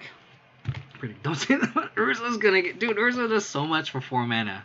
I hate So the thing about mid-range decks is like people always go like, oh yeah, you know, Uro in itself is fine. And it's one of those things where like I want the power level across mid-range decks to be even. And when you have Uro, why are you playing Uro? Like why were you playing anything that costs Uro when you could play Uro?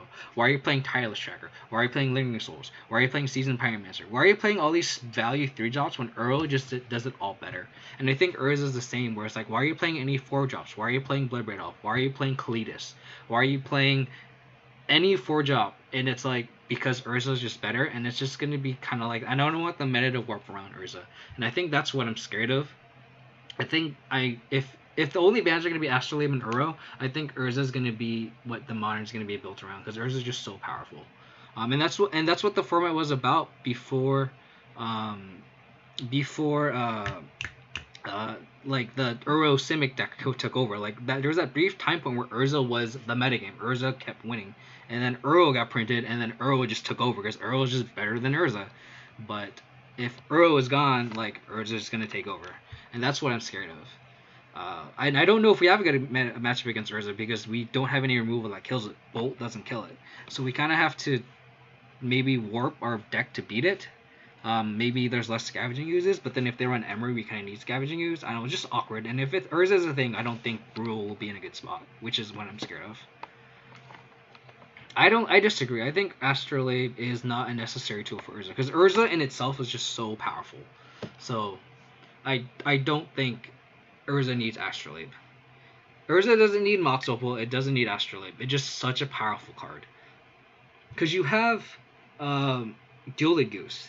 So like you just go turn 1 Gilded Goose and you just have there's plenty of artifacts in the modern format where Urza just becomes good. Yeah, Astrolabe isn't as big of a deal in modern as it is in Legacy. I agree with that. And Glorybringer does kill Urza, but like Glorybringer just costs so much. And then they have a 5/5 artifact that we also just can't kill. Like we can't kill Urza and we can't kill a construct it makes.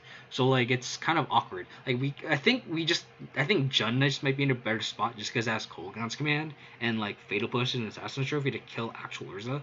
But even still, like I think you need some sort of way to kill X4s, I guess, in this deck, which is kind of what I'm scared of moving forward. Um, but yeah, I guess I can try to put the deck in. It's going to be a down card going forward for the card they play instead. Yeah, I mean, you could say that for like, I guess it's hard to like analyze this, but like you're not killing the deck. You're The thing about it though is you are evaluating the card or the deck by, I guess, how it functions. And Urza is just so powerful that the deck will still have such a high floor in terms of power level, along with Emery. Like people forget how broken Emery was. So it's kind of like Dredge, where you ban Golgari Grave Troll and you like, oh yeah, the deck's probably not gonna die. It's like it's not gonna die. It's just not as good. It'll take a knockdown power level. So I think Urza will be tier 1, and I want to drop that deck down to tier 1.5. And I think that's where I want to settle with Urza. And in fact, I'd just rather just ban Urza. I think Urza is just a mistake. Like you see Uro and it does everything. Urza does the same thing. It does everything. Let's bank. I mean, I like Gilded Goose. Gilded Goose is a cool card. You hit Astrolabe and Uro. Yeah, I agree, John. I think that's the bans that they should. I'm not saying they should ban Urza right now. I'm just expecting Urza to be the best deck. Like assuming it's gonna be Astrolabe and Uro, Urza is gonna be the best deck. And then if Uro doesn't get banned, it might be Uro and Urza. Like Urza is probably just gonna be the best deck because that deck was still the best deck. Like right now, like there's still Teamer Urza. It just so happened that like Bant is just probably better, but like I think Uro and Urza is just such a good color combination that it's probably just gonna take over after if they don't ban Uro, and then with that following suit, Urza is just gonna take over after that, right? So I don't know. I hope I'm wrong. I hope Urza doesn't take over because I don't want to play against Urza. So it's like I hope I'm wrong, but that's just my prediction. I think Urza is just going to be tier 1 in the upcoming metagame. But we'll see how it goes. I mean, it's at least they're doing something. It's better than doing nothing because I think everyone is sick of playing against snow piles. Snow piles are just so egregious and so boring. So what is that tweet wombo combo? What tweet is this?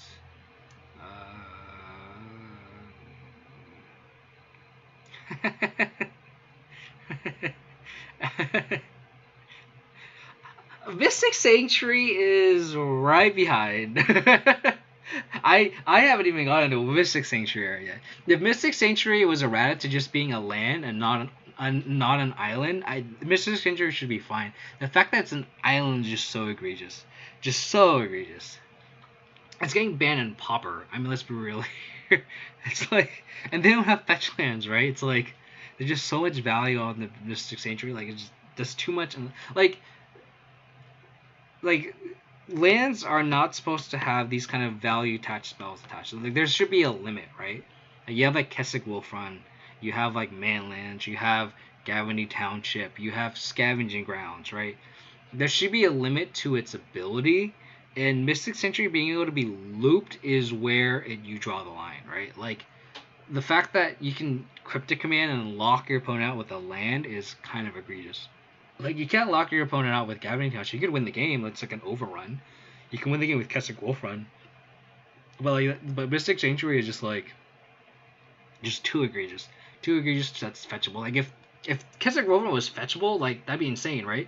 Can you imagine if let's put it this way. Can you imagine if Keswick Wolf Run was fetchable and you have Gruul aggro or Gruul burn that just fetches for a Keswick Wolf Run and pumps their Goblin Guide? That would be insane, right? That's the same thing as Mystic Sanctuary. You can't tutor for it. You can't tutor for these abilities. Like can you imagine if Keswick Wolf Run was a forest subtype? That's insane.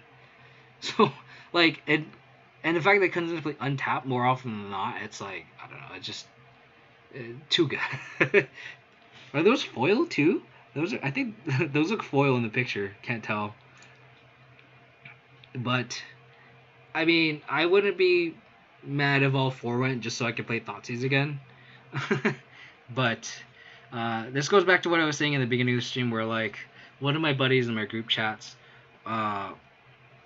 so they were saying like, because I'm known to be like a BGX player, but they're saying that like this Gruul list is probably more of my playstyle, and I think it is just because of just like it could pivot between aggro, mid range, and just disruption too, and I just don't know if I want to play this or BGX, and it'll probably just be depending on what they ban.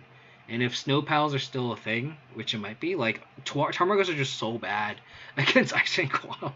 So it's like, but like Ice Wing Koala is annoying in this deck, but it's not as egregious because you can just sit behind a Clothis and just turtle shell behind it, right? Yeah, turn put Search on tap, land Search 18. I mean, Scape Shift, Valakut, and Bounce lands and Urza Tower. Exactly why I'm playing this deck as a Bloodman. Thoughts on Pod Unbanned? Is Garrett still here?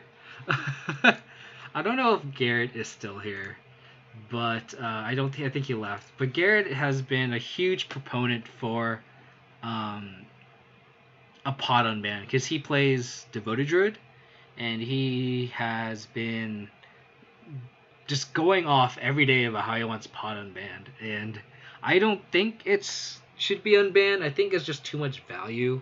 Like, I'm scared for tutors. Like, there's a reason why Neoform is so good, because it just has all the tutors, right? And not to say, like, it would run Birthing Pod, but that's kind of the... You don't want such cheap, repeatable tutors. And I think that's what I'm scared of with Pod. Because the fact that you can go turn 2 Pod, turn 3 tutor for anything is insanely crazy. I top 8 of the showcase with Teamers. Nice. Is it Yorion or just Teamer? Because I know all the Teamer Scape Shift files I've seen have run Yorion. How's it going, Spray Space? Long time no chat. I was actually gonna PM you to see how is your taxes list going, because I know one of my buddies has been trying to get into Taxus. He's been playing Taxus a lot. I think he's probably messaged you in the past. But I was just curious on your end how Container Priest is. Because I know when you join your stream with your Eldrazi Displacer Container Priest combo deck, I was just curious on how that was going because I know our friend was interested. All those gonna be banned. I was actually expecting Green White Taxus to be good. I was talking to my friend and he's like, yeah, I don't know if it should be mono white or black white. I was like, Green White seems pretty good just because of Veil of Summer and just like all the green cards you get that are actually pretty good in the meta right now.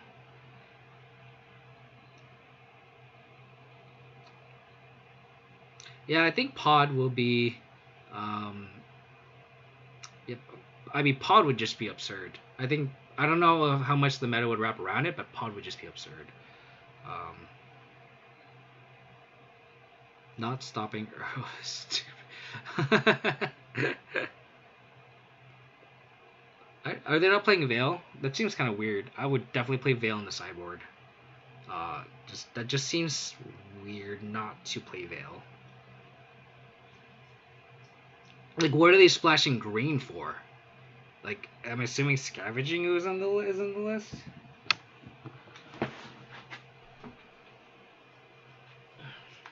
My dog has joined the stream. I mean, I could just look it up right now.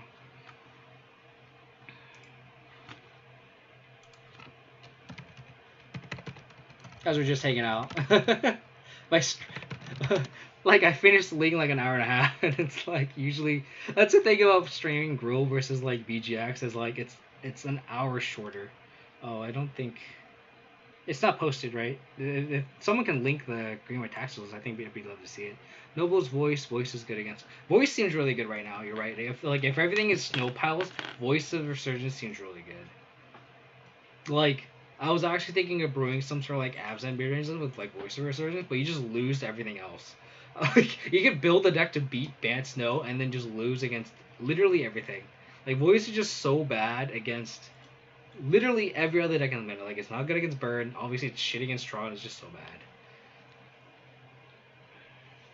Yeah, Red White Taxes. Does it run Blood Moon? But I think Blood Moon would be too hard on the mana if it's Red White plus Eldrazi mana. That seems pretty hard. So, does anyone have the link? I kind of want to see the Green White list now. It's not. I don't think it got posted, right? So, it's fighting against Green White. The deck is fine against Green White, yeah. It Help versus Violet, so I guess there's combos. Yeah, I think Container Priest is a nice tool to have in the format. I'm glad Container Priest is legal in Modern. I think it's trying to have more mana than Modern. Wait, are you on Storm, John? You're probably on Storm. And if that's the case, 11's not that impressive. So, it's funny because I played a league off stream before my stream, and I played against Tron 3 out of the 5 matches. It was Tron 3 times, Burn, and something else I don't remember, but it was just like Tron 3 times, just insane. And me too. It's just like 3 years late. Yeah, like Container Priest would have been nice against like Hogak. Just like the thing about it, though, is like at least you have it now, because against like Dredge, against Neoform, like you have these options now. So I think it's one of those things where like maybe Container Priest gets better if you ban Uro and Astral. Like, you don't know where the meta is gonna go now, and Container Priest is just overall a nice tool to have in your back pocket, right? And I feel like Containment Priest will be a nice 2-of in your sideboard at minimum. I don't know how good it'll be against Phoenix because it'll just die. Like, because they ran Lava Dart, so it's just like they just discard all the Phoenix's Lava Dart Container Priest. Like, Container Priest is just so fragile in that matchup. I don't think it would have done anything against against Phoenix. I think it would have been annoying. It's like the same thing as Scavenging Ooze. Like, you think Scavenging Ooze would be really good in the matchup, and then they just bolt your Skoos, discard all the Arc Phoenixes, and just like kill you. So Scavenging Ooze was like like it was good if it was unmolested, but it wasn't as good as you would think against that deck. Neoform does sound like a free roll against Taxes. You're right. You are definitely that makes sense. I mean, Neoform is just like playing it in the MSL. Just like the deck is just such a glass cannon is just so annoying. So I'm glad there's decks like yours that shit on it. TLDR. So let's just put it that way. So, well, I mean, it's kind of cool having everyone joining on the stream. When I'm done, we can just chat. I mean, it's nice to have a little bit of a breakdown after a nice trophy, a nice Gruul send-off. It's kind of fun to. It always feels good to trophy with on stream, so you can look back. I went turn 1 Arbiter with Stompy versus it, and my opponent just scooped. Oh, did you run like I'm assuming it's with Simian Spirit Guide, so it's like, did you run red white, or did you have Gemstone Caverns maybe? I don't know how else you power it out turn 1, because I know you have like all different various colors with your Taxus list, right? So it's like, I don't know. Oh, I think my dog needs to go pee. So, I mean, like, I don't know how the deck. I guess the deck can be an Arbiter. It just has to wait until it goes to 4 mana. I think a turn 1 Arbiter is pretty. I think scooping to that might be a little too early. Just like, you can't beat that. Like, an Arbiter isn't a fast talk enough. That's all you got, especially if you expended all those resources. Gemstone Cavern plus Simian Spirit Guy, like unless, like, obviously if you have like a Chalice or something, then it's like backed up with it.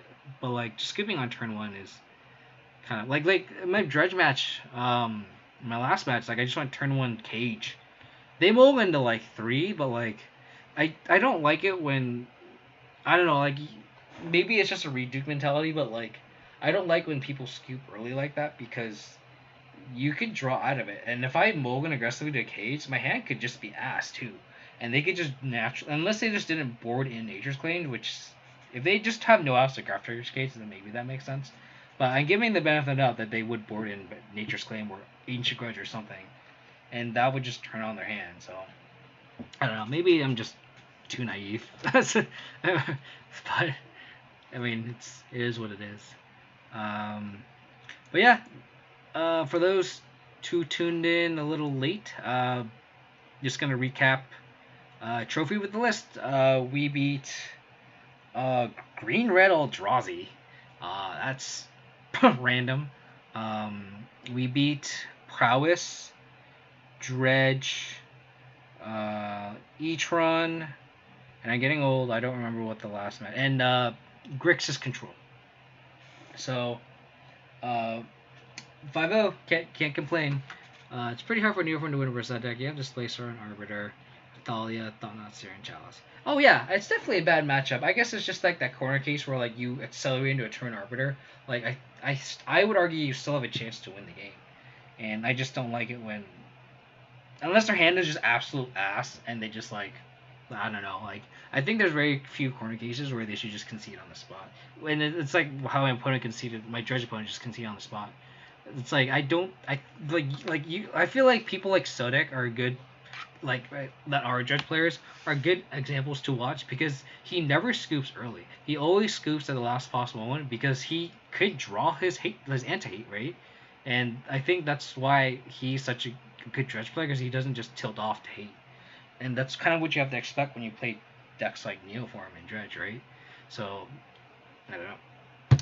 But Roundzy, you're right, it was a quick league. It was like an hour and a half. We spent the last half hour just like chatting about ban lists and stuff.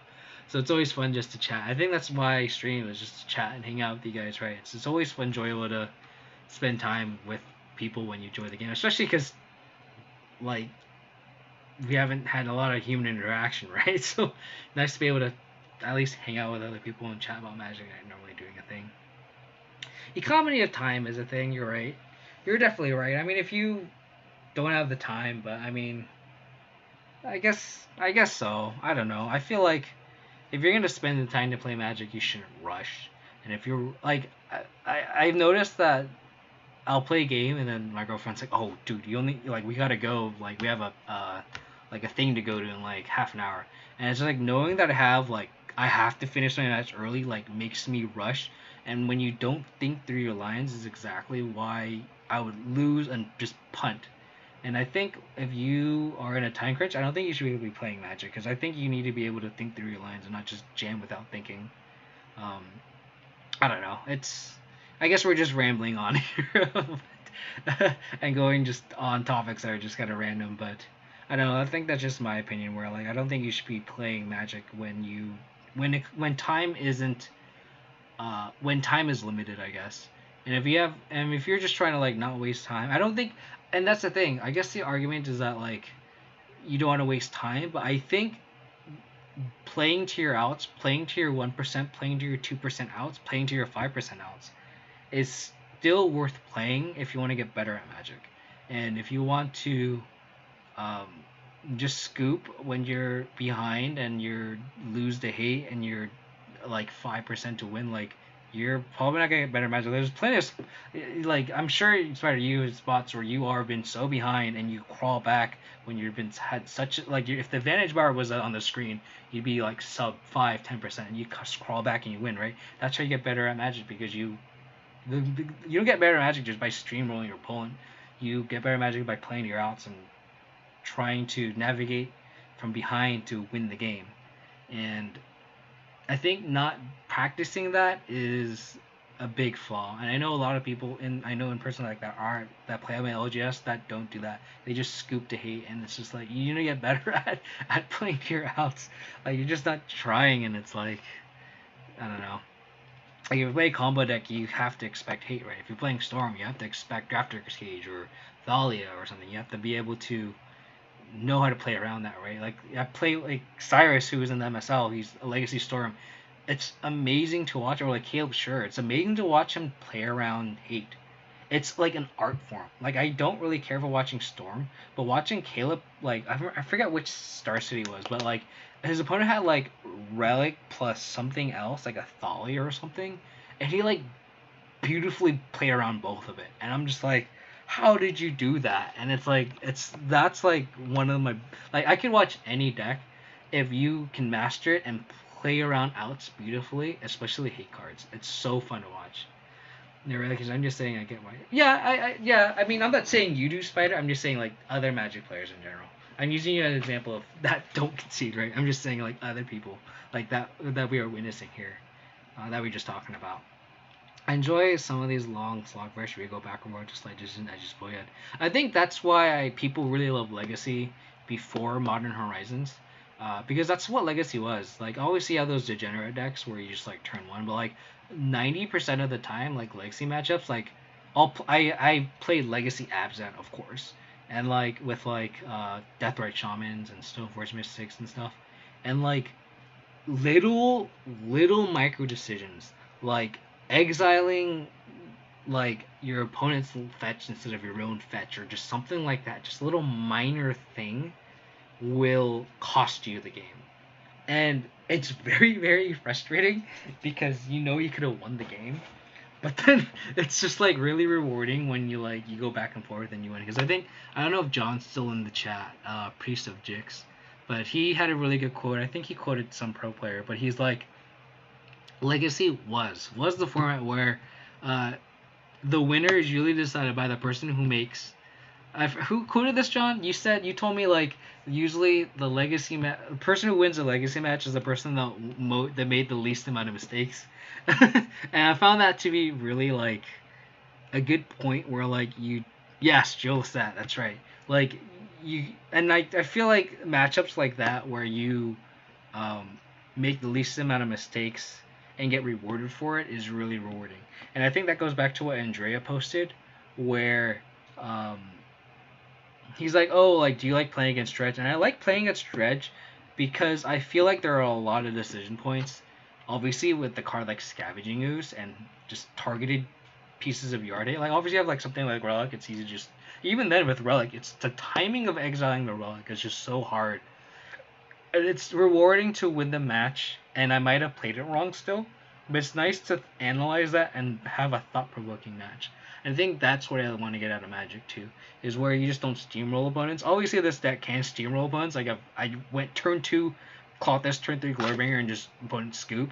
But then there's also those intricate games where every decision counts, and those are the games that are really fun too. And this deck provides all of it, and I think that's what's gravitating me towards this deck.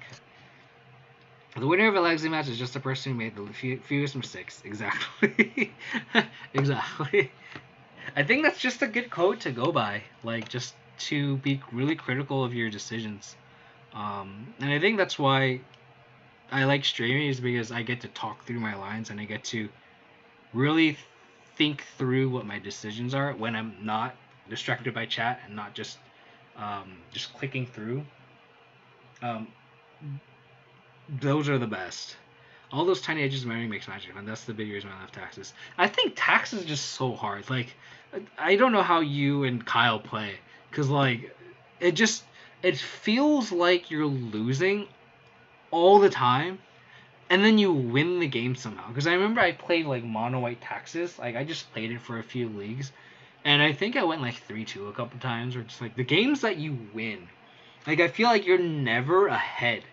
Like I remember, like you just like pick at your opponent's life total, like attack with a 2-1, attack with a 3-1, and next thing you know your opponent's like dead, and you're like, oh, your opponent just subtly wasn't able to do anything, and it's like, I don't know, it's just I feel like you live on the edge when you play a Taxes style deck, and it's, I guess that's the thrill of it, right? Because you're always like teetering between like you just winning the game and you just like you're like a house of cards, right? And then like the house of cards just might fall apart, but it's just enough to like your opponent not be able to do anything. And I guess that's why you like the deck.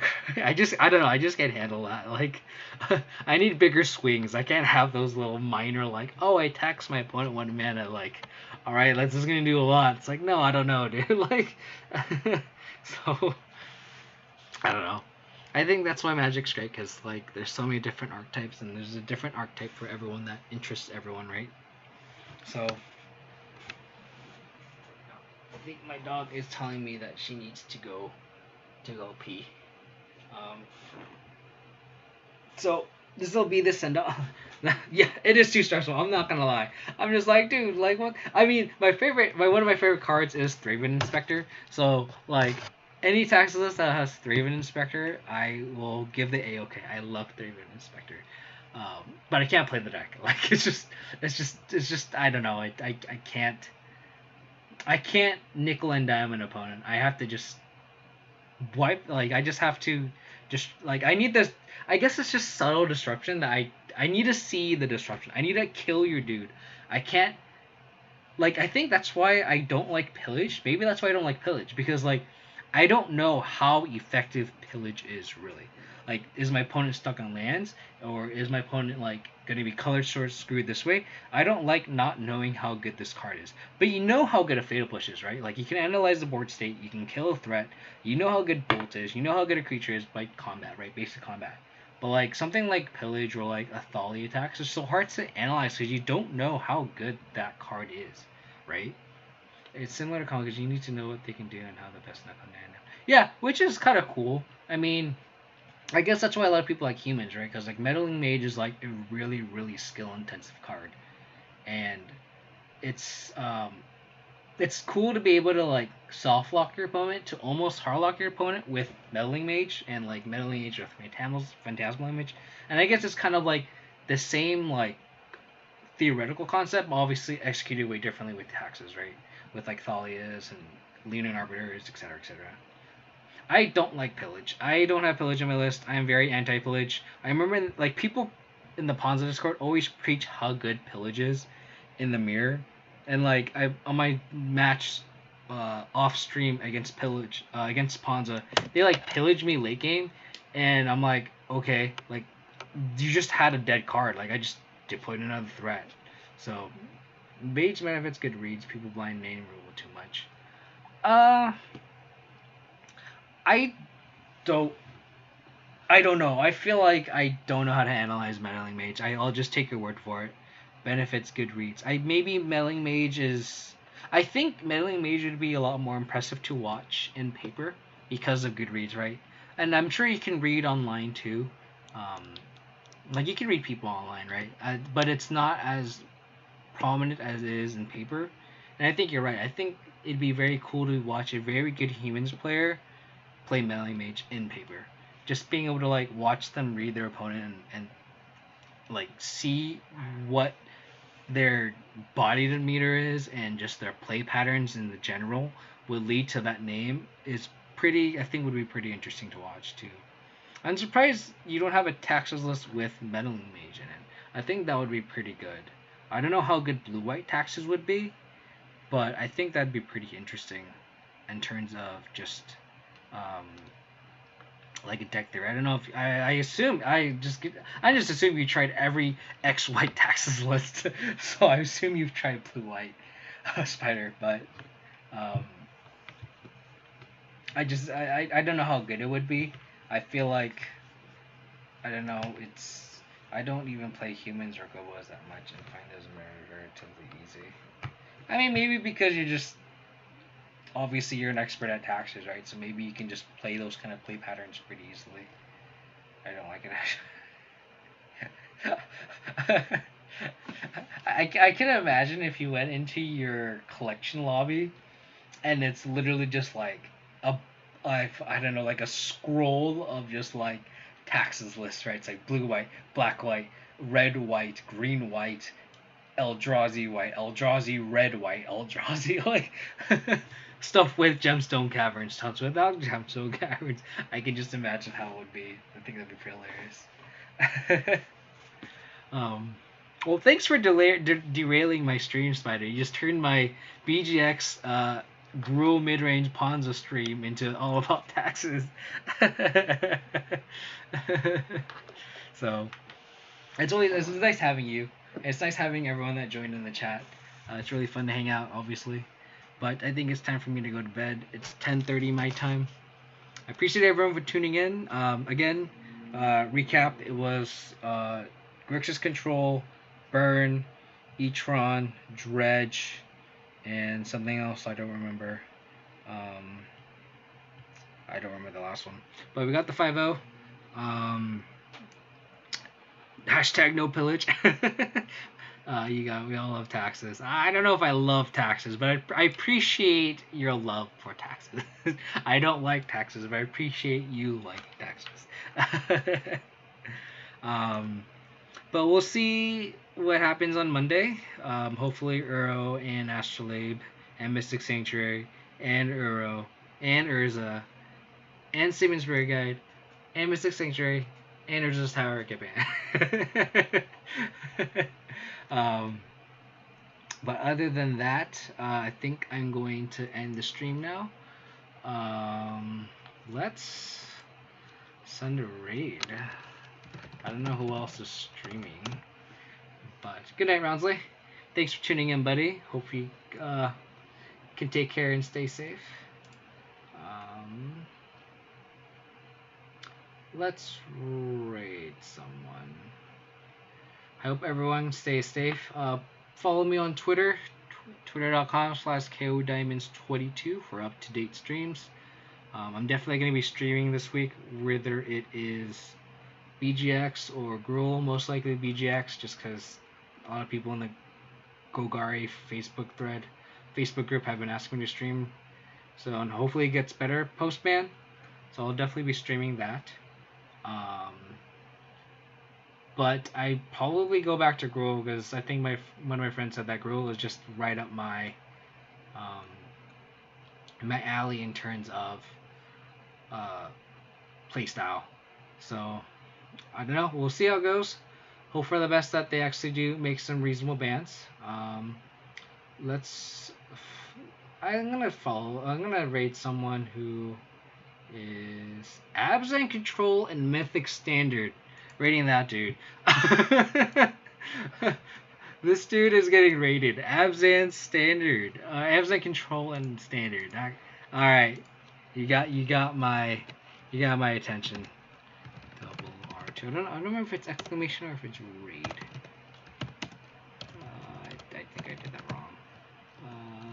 J double R2. Alright guys, I appreciate it. Thanks everyone for tuning in. Please stay safe. Follow me on Twitter and Twitch for up-to-date streams. Catch you guys later. Thanks everyone for tuning in. Bye.